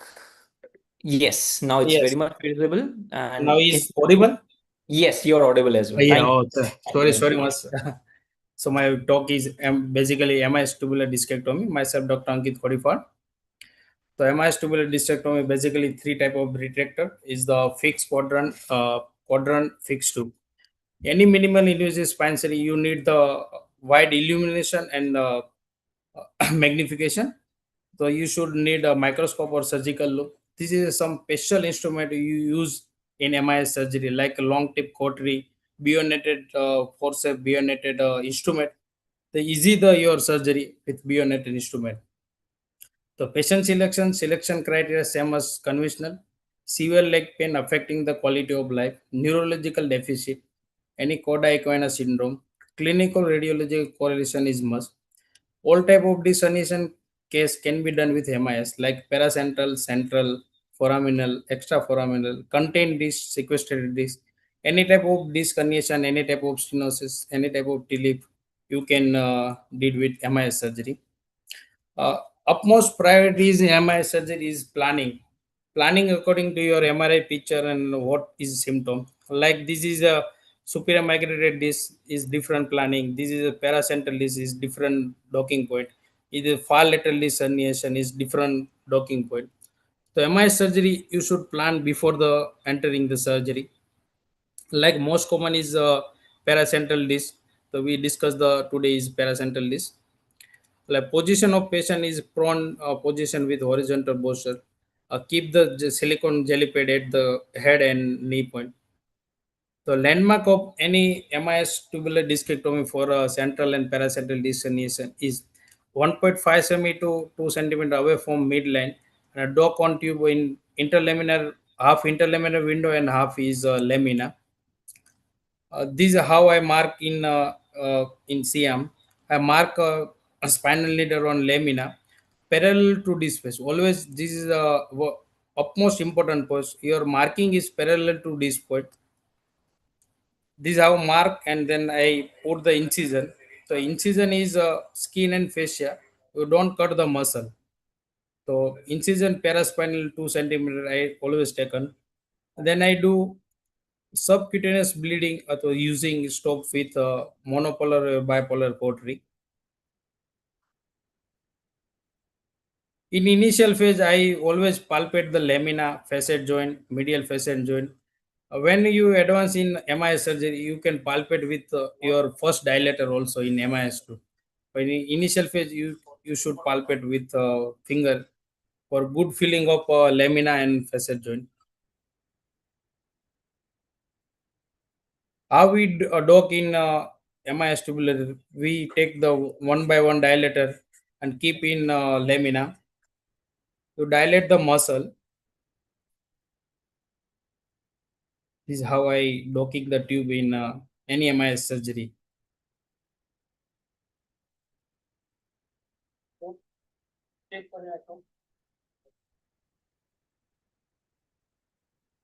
This is the I dissect from muscle from lamina, and I do superior inferior scraping of the muscle for better view.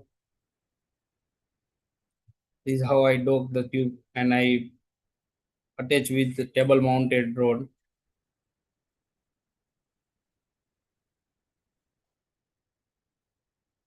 This is the initial view.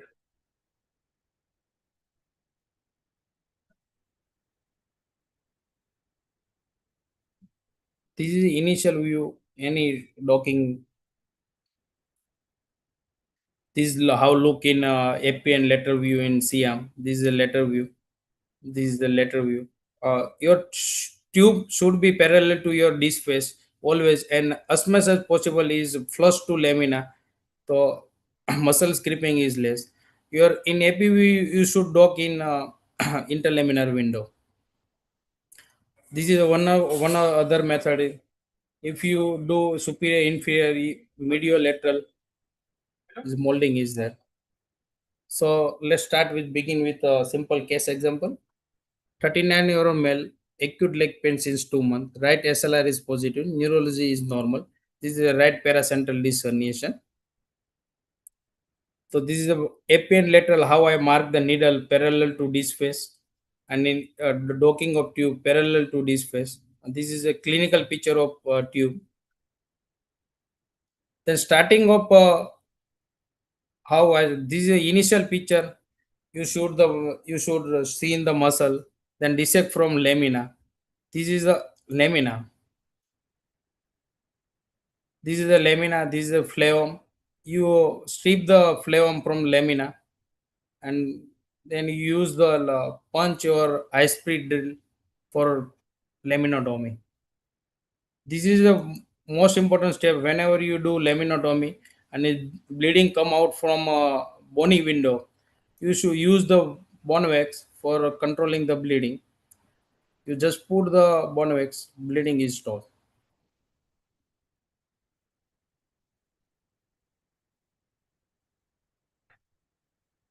This is one of technique I control the bleeding with the bone wax. I'll put a bone wax to the lamina to stop the bleeding. Then is a free margin of phloem. I strip from superior margin of the phloem. Then I use the dissector for stripping of the phloem. I always do piecemeal phloectomy other than do end block or butterfly laminotomy. I always prefer piecemeal technique.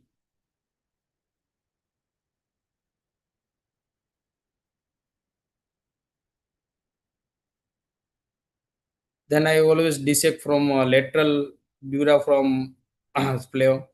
Then I do phloetomy in lateral view. This is a cow punch. You should use the cow punch for below the phloem, under the lamina and under the facet joint. The bony work is required less, and heterogenic parts fracture is very rare if you are using the cow punch for forearm anatomy.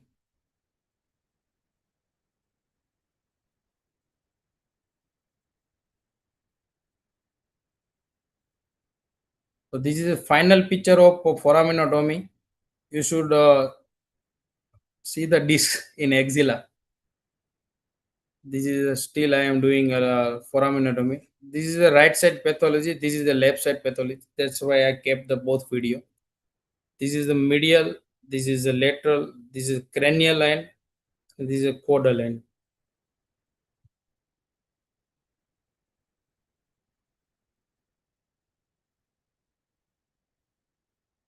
In discectomy, I always use a punch other than a drill, and very tight synosis. I use a high speed drill for forearm anatomy.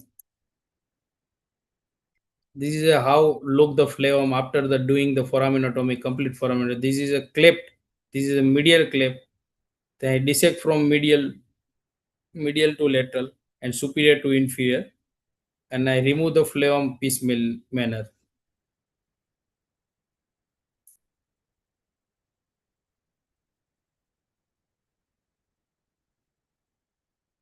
After doing the wide foraminotomy, I do discectomy. I use the suction dissection they mention in Sharvin in this for retraction of the cord and root, and then remove the disc piece by piece.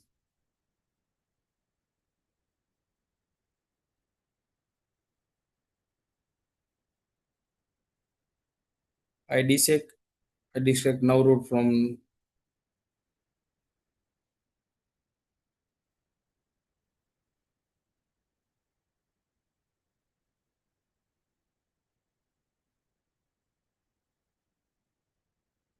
this was I remove the disc fragment. This is a very large disc fragment that don't come out in one fragment.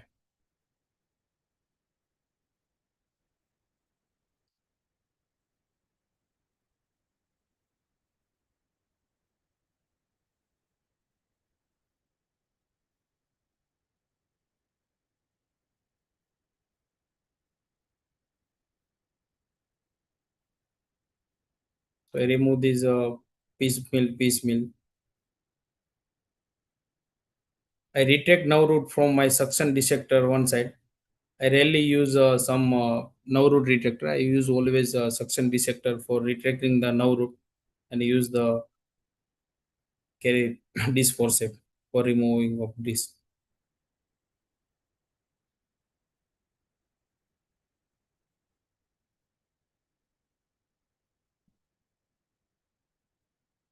This was how I remove the disc fragment.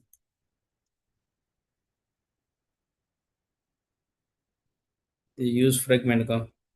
I never happy with one fragment. I always find the if another fragment is left or not, and then I find one other big fragment. So never happy on one fragment. Always try to find out the other fragment and free nerve root. Otherwise, recurrence rate is higher.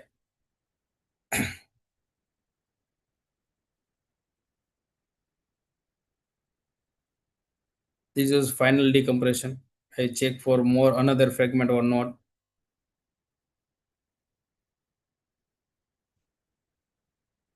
There is no another fragment. Nerve root is freely mobile and freely medialized. This is my endpoint of discectomy. If nerve root is easily mobile to medial and no free fragment in disc and underneath the flavum and posterior longitudinal ligament, and I check the foramen for probe if foramen is free. This is my endpoint of discectomy. I always check that way.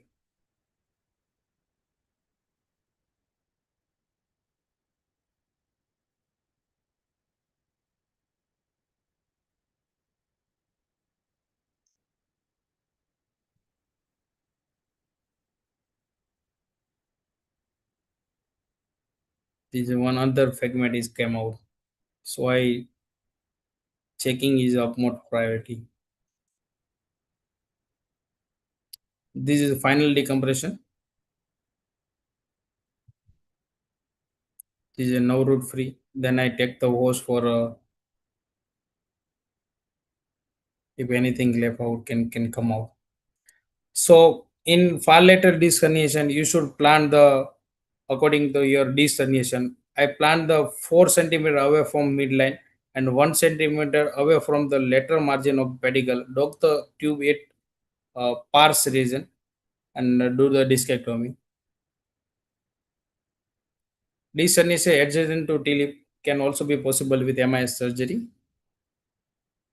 MIS for recurrent disc herniation, I can use MIS retractor for recurrent disc herniation. Any massive disc herniation, I always use a MIS retractor, like tubular retractor, other than endoscopy. This was beauty of the MIS surgery. How you can do with loops also, and this is the beauty of the MIS surgery. If you remove the tube, all the muscle are fall back. This is the, yeah. If you remove the, you see the skin, you remove the tube, all the muscle are fall back into place.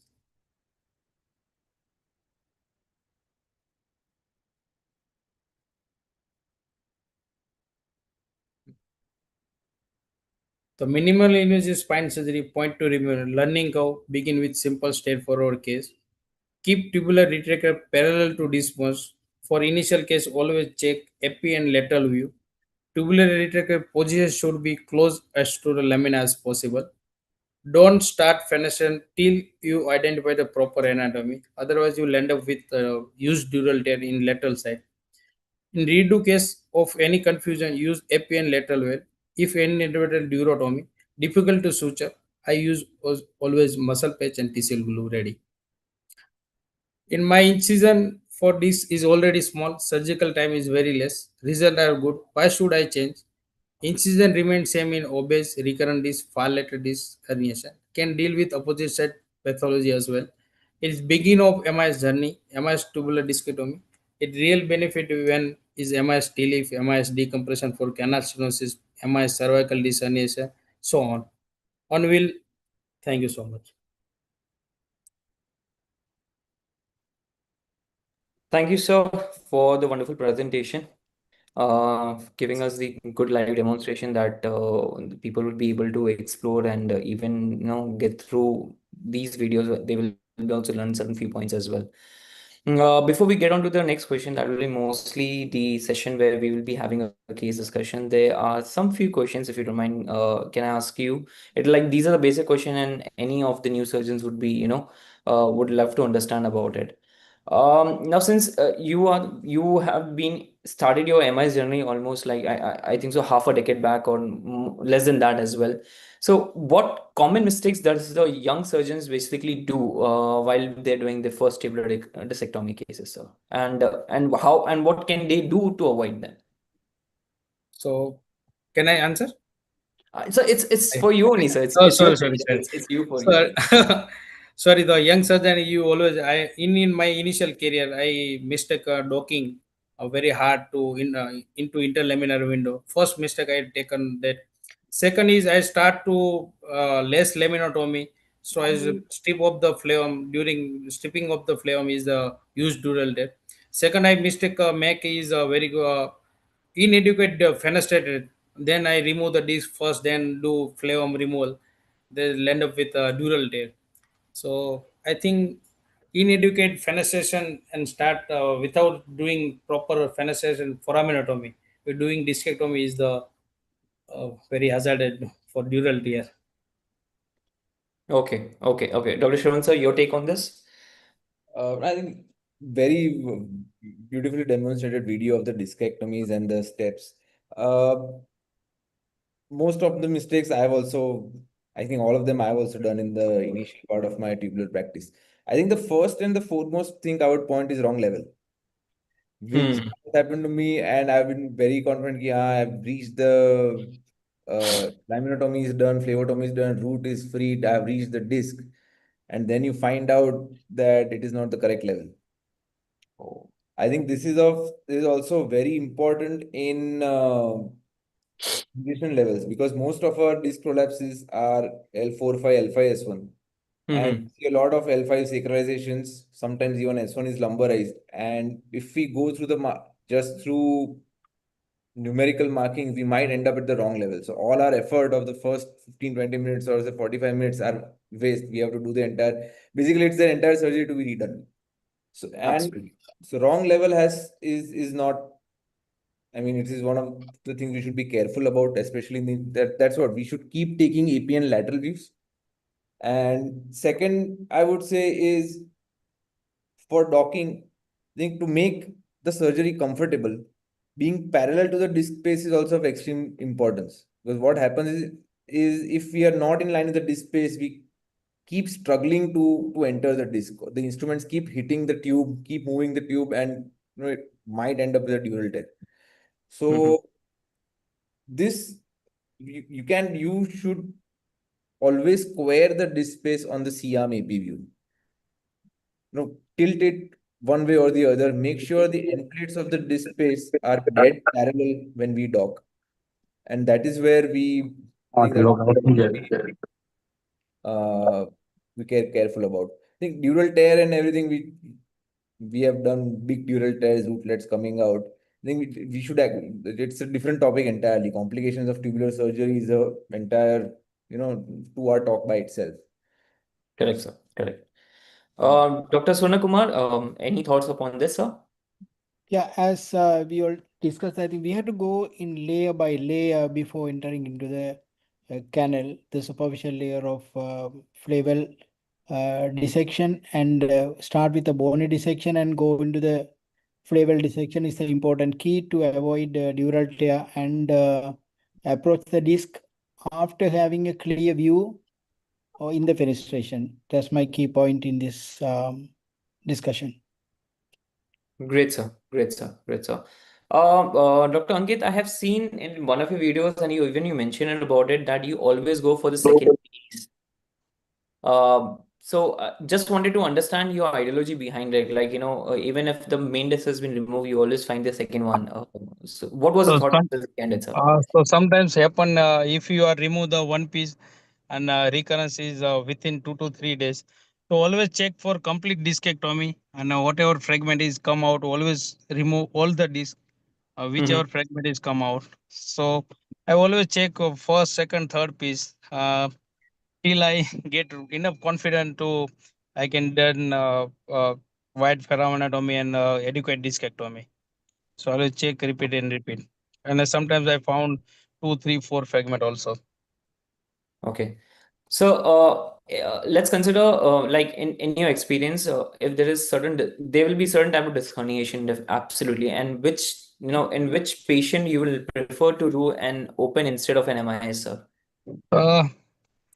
Or have you classified it? Like, if this certain type of discrimination is there, then we will definitely we'll go for the open. Or if this has been there, like this BMI is absolutely. So I can do any disc with MI surgery, but in initial practice, what I always do in open and bilateral fenestrectomy and wide laminotomy. But nowadays I use the MIS tube for any disc herniation. Okay. Sharvin sir, We have any a point of view? few questions for all the faculties present. So Yeah. I would ask the senior level, what would be the first ideal case for a tubular discectomy?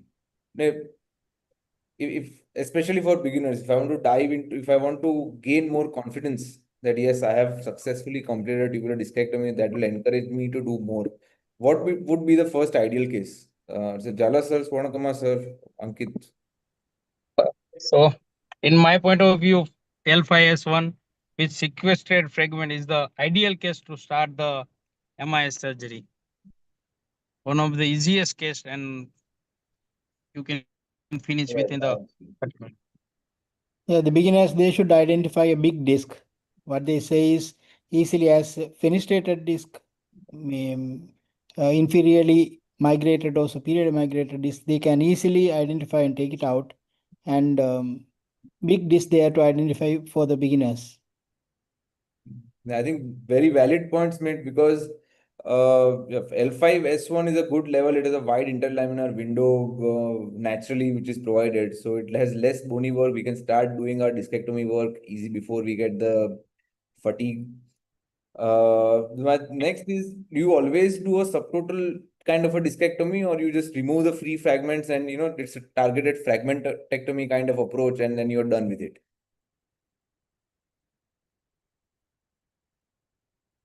There are different school of thoughts. One is to remove the whole disc, and the other one is to remove only the disc which is compressing. But in my practice, I do the which is part of the disc which is loose and it is compressing on the nerve root, and then I limit not to do that subtotal. Right. And I think the one last I would have is epidural bleeding, because I remember I was horrified during my first initial cases when as soon as we retract the nerve root, there is a large epidural vessel which is popping. And if that goes ruptured, if we do not cauterize it in time, it just bleeds. And because that narrow field of vision, it's very. Hello. Yeah, please go ahead. Sorry. No, so yes, any tips for the epidural bleeding for discectomy? Because that is one of the nightmares. Everything is done fine, and just as we are going to enter the disc, the vessel starts popping, and sometimes we are not even able to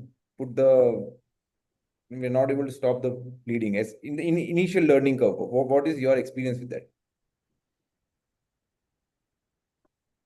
Swarnakumaar sir, you are on mute, sir. Yeah, it is starts with the positioning of the patient. They have to have a free abdominal movement to avoid any intra-abdominal pressure to cause this type of bleeding. That they have to be very careful when they position. Second, once they encounter the bleeding, they should not be panic. They have to wait. There's a natural stopping because of this clotting factors to work. They should not keep on sucking. They have to stop that. And wait for a few minutes and then attempt to use the bipolar diathermy to stop the bleeding. And I think I would summarize it with, so again, one last,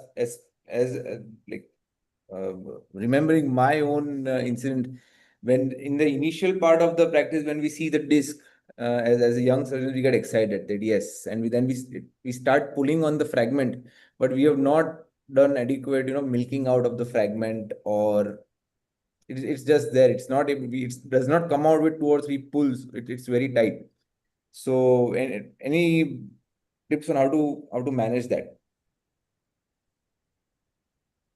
On milking out that large fragment that is stuck and it's not giving way with just pulling of the disc for itself.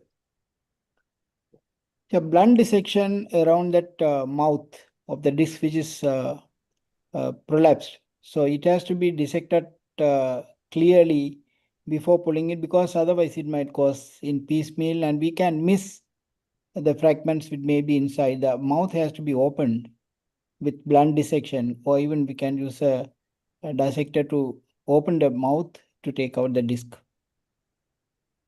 And again, the key is the tubular positioning parallel to the disc is very important in this type of situation. Otherwise, we can't widen the disc space and take out the disc part. Thank you, sir. I think we can move on to the case presentation. Absolutely, sir. So we have only a few minutes left with us. So let's discuss for a couple of minutes, and then we can conclude the session. Let me take the privilege to introduce our next speaker, Dr. Swarnakumaar sir. He has actually held the highest leadership position in this field, and he has been the past president of Sri Lanka Orthopaedic Association and founder and a past president of Sri Lanka Hand Society. He has been pioneered the introduction of minimally invasive endoscopy spine surgery in Sri Lanka and have obtained his training from Germany. So this is all to you, sir. Swarnakumaar sir, please, over to you. Yes, can you hear me? Yes, sir, you're audible. Yes, sir, we can hear you. Okay, this case is a bit partially irrelevant to this today's discussion, but anyway, this is one of the cases I want to discuss. This is a 57-year-old doctor. He had a fall in May 24, and it was a fracture L1. It was managed conservatively by another station, and he presented to me after about around 6 to 8 weeks. The pain scale was 8 out of 10, and there was no neurological features, and his quality of work has been affected. He is unable to go for work. He is obese. His height was 170 centimeter. Weight is 128 kilogram. BMI is 40.8. There was tenderness on L1, and there was no neurological deficit. The X-ray shows there was a L1 fracture with MRI. There was no compression of the cord. This is the X-ray I show, you can see easily the L1 wedge fracture, which was causing painful movement. So what I did, this is the next important key point I want to emphasize. Flexion and extension view, it shows there's an opening of this wedge. That means the fracture was not united over the period of 2 months. That was the reason he was in pain because of his comorbidities and obesity.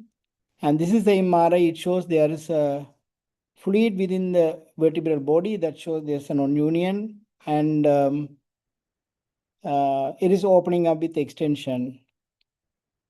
So why surgery is indicated in this case? Because there is severe pain, instability, non-union, and though there was no neurology, I have to address it because of his pain. The challenges are obesity and he's diabetic with poor control. So what are the options we have? Because forget about this kyphoplasty, because this is bit high-end. Whether to use kyphoplasty alone, vertebroplasty, kyphoplasty with stabilization, or vertebroplasty with stabilization. This was the option we had. Why I didn't consider open surgery was because of this obesity. So MIS is the important part in this type of managing these patients. He's a type 2 diabetic with poor control. And we don't want to have post-operative complications. So I decided to go for a MIS surgery and also to mobilize him as early as possible. So why kyphoplasty over vertebroplasty? Kyphoplasty, we can achieve the height, vertebroplasty, not. So why stabilization is in this patient important? Because of this obesity. It's a chronic injury over 2 months, and already it's non-union. So how many levels we have to stabilize? Usually we can stabilize with 1 level above and 1 level before, but because of his non-union and chronic pain over the last 2 months, I decided to go 2 level above, 2 level below, because it gives better stabilization. So this is the kyphoplasty, ended up with cementing. And this MIS screw fixation, I did 2 level above and 2 level below. And he was, this is a post-op X-ray. He was pain-free from next day. He was mobilized and sent home. Unfortunately, in 2 weeks, he called me. He had a fall in his washroom, and he came with pain. This X-ray, you can see there is pulling out of these screws from the proximal part. So what do I want to do? So there are 2 ways we could manage to revise and also manage conservatively. The patient and myself, we decided, okay, we'll manage conservatively and see. He was managed with brace, pain reduced over the period of a few weeks, and then he started going to work. And but he was with mild pain on and off. Follow-up X-ray. Within this week, I took an X-ray. It shows no further loosening during that period. And why didn't I revise at that? At the time was due to poor comorbidities, and he was able to tolerate that pain at the time. And considering the complications, I didn't do. This is a recent X-ray. Within a couple of days ago, I did a follow-up X-ray, and it shows there is a loosening of these proximal screws. We can see in this about T11 and T12 level. So what do I want to do now is another question. Anyway, I had to do an MRI to see the level of any compression, and I have to revise the surgery again. So my suggestions is revising the upper screws is paramount important. And I can go for a larger screws. It was a 5.5 screw earlier, but I would go for the larger screw. And I think I had to extend the level, one level above with augmentation of screws with bone cement. So in this case, I consider all these 3 steps. So this is MIS screw fixation. It can cause these type of problems. But anyway, I open this for discussion from the faculty's point of view. We'll forget about the kyphoplasty part, but this screw fixation and how we can support this case. It's a very well managed case, sir. As you rightly said, kyphoplasty we also don't routinely do in our practice. I would say more than it being a complex thing, cost factor is a major issue with kyphoplasty, and vertebroplasty gives almost more or less the same pain relief or the patient functional outcome if we leave radiology aside.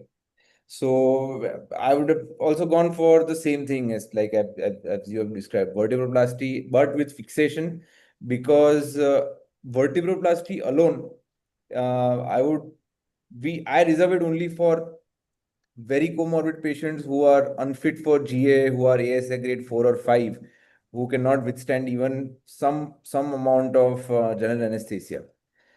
My fear with only vertebroplasty is the interface fracture, the cement which is very hard and the bone which is severely osteoporotic. If that goes for a non-union, that revision is a nightmare. To remove that cement mass, that left, that entire, it eventually turns out to be a corpectomy.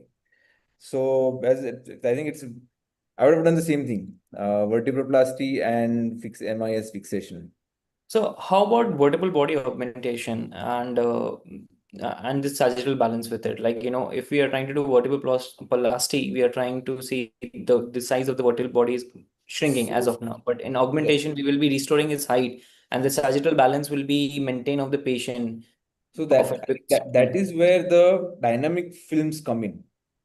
On extension film, we could see very nicely the vertebral body height getting restored up.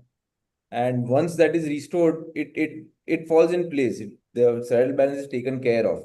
The sagittal balance issue arises when the compression is, there is a severe height reduction, like almost 60-70 degrees, and it does not open up. And usually, if you see even in the elderly population, that sir and I think Ankit would have also come across in practice, lot of patients who have L5-S1 listhesis, that becomes symptomatic because of the compensatory hyperlordosis that happens there because of the hyperkyphosis at the fracture level, which has united but in kyphosis. So the sagittal balance restoration would I would take into consideration, or even an aggressive procedure for that if there's a rigid kyphosis and it's not opening up that much. But with that much mobility, I think sagittal balance will take care of itself once we have put the screws and cement. Okay, sir. So this one, do you agree that I have to go one level above with augmentation of the screws and then stabilization of revising the screws proximal one? Yes, absolutely. Like I said, I would have exactly managed it the same way. We had revised.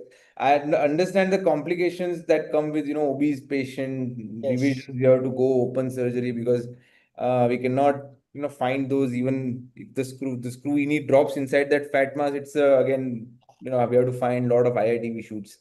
But then sometimes it's like what has to be done has to be done. So again, extend one level, put larger screws.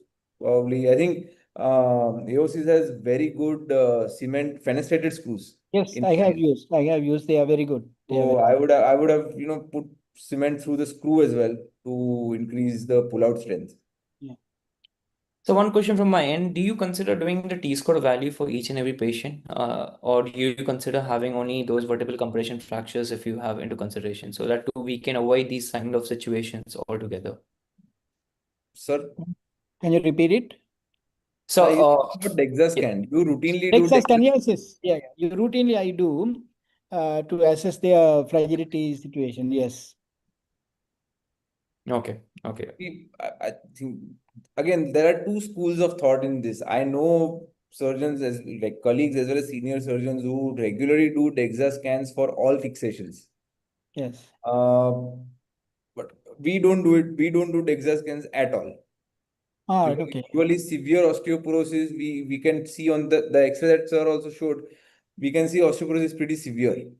The other Yeah. thing is the DEXA score. It's a very good tool for patient counseling. Okay. And a medical legal impact. You know, if why is this loosened? Because we have something documented. Yeah.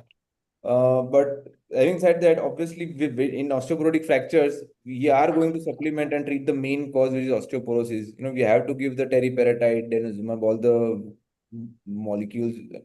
We are going to supplement that. The other question that arises with DEXA is the patient will repeat the DEXA say 6 months later, and the value will probably show the same. It will show osteoporosis. Yeah. But It might have improved. Yeah, usually they recommend to repeat after 2 years, not before that. That's a standard. Absolutely. Patients will get the DEXA on their own because now it's very easily available. They'll go that now we have taken it for 6 months. Let's see what the DEXA has shown. And then again, it's an argument. It's very difficult to explain it to them that the bone quality will not become how it was, say, 30 years back, when they were young. Yeah. So, and it's not much of a surgical management guidance tool as it's there. Yes. Just for completion's sake. All right, sir. I think so. We have. Yes, sir. Please.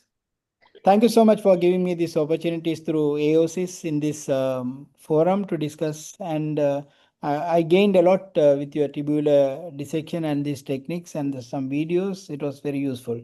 Thank you so much. So we have already crossed the timing as well. So I would like to conclude this session entirely. Dr. Sharvin sir, any last thought? Or No, I any think it has been a messages that you have wonderful given to- session. It has been a highly informative session, especially if you want to convert from conventional open to a tubular surgery. These are the first baby steps that are extremely important. And I think all the four talks today have covered everything that you need to know for the first leap into tubular surgeries. So yes, I would thank all the faculties, Jhala sir, Sharma sir, Swarnakumaar sir, Ankit, as well as Mr. Chiranjeev and AOSYS for setting this up and setting this academic tool, which we should take it further for everybody. You know, it's a great initiative. Thank you so much. Thank you, sir. Thank you. Thank you so much. Yes, Dr. Ankit. Any last words? Thank you so much. Thank you. So this is actually not the end of the series. All the viewers who are looking out there or who will be seeing it in the YouTube later on. So this is one of the web series that we have started on MIS, and it will be concluding. Not only will be restricted to region wise, we will be going all through around the pan India level basis and having more number of faculties and more number of new faces with different case scenarios and discussions all together. So I request you to keep logged in. Check your Insta accounts, OrthoTV accounts, and rest of the AOSYS account as well, where you will getting the new insights and new helpful initiatives also. Last but not the least, I would like to thank the OrthoTV, Poonam, Gaurav, for helping us to conduct this entire webinar series very peacefully and very stressless at all, because the technical management was taken care by you guys. Thank you very much, sir, for your time, and thank you, viewers, for watching it out. See you next time. Thank you so much. Thank you. Thank you so much. Thank you very much. Thank you. Thank you, Poonam. Thank you, sir. Thank you. Thank you for your time. Thank you. Have a good day. Bye. Bye. Bye. Poonam, one request, do share the links with us once it get uploaded on the YouTube or the OrthoTV. Sure, sir. Sure. Thank you. And what was the maximum count that we have seen so far, the viewers? 251. 251. That's a great thing. Yeah, that's Only on OrthoTV, not YouTube and Facebook. Can I you will give let me you know entire- the count just now in 10 minutes. Definitely. Thank you. Give me the entire agenda of YouTube and everything else as well. Okay. Okay. Okay, sir. Thank you. Have a good day. Thank you.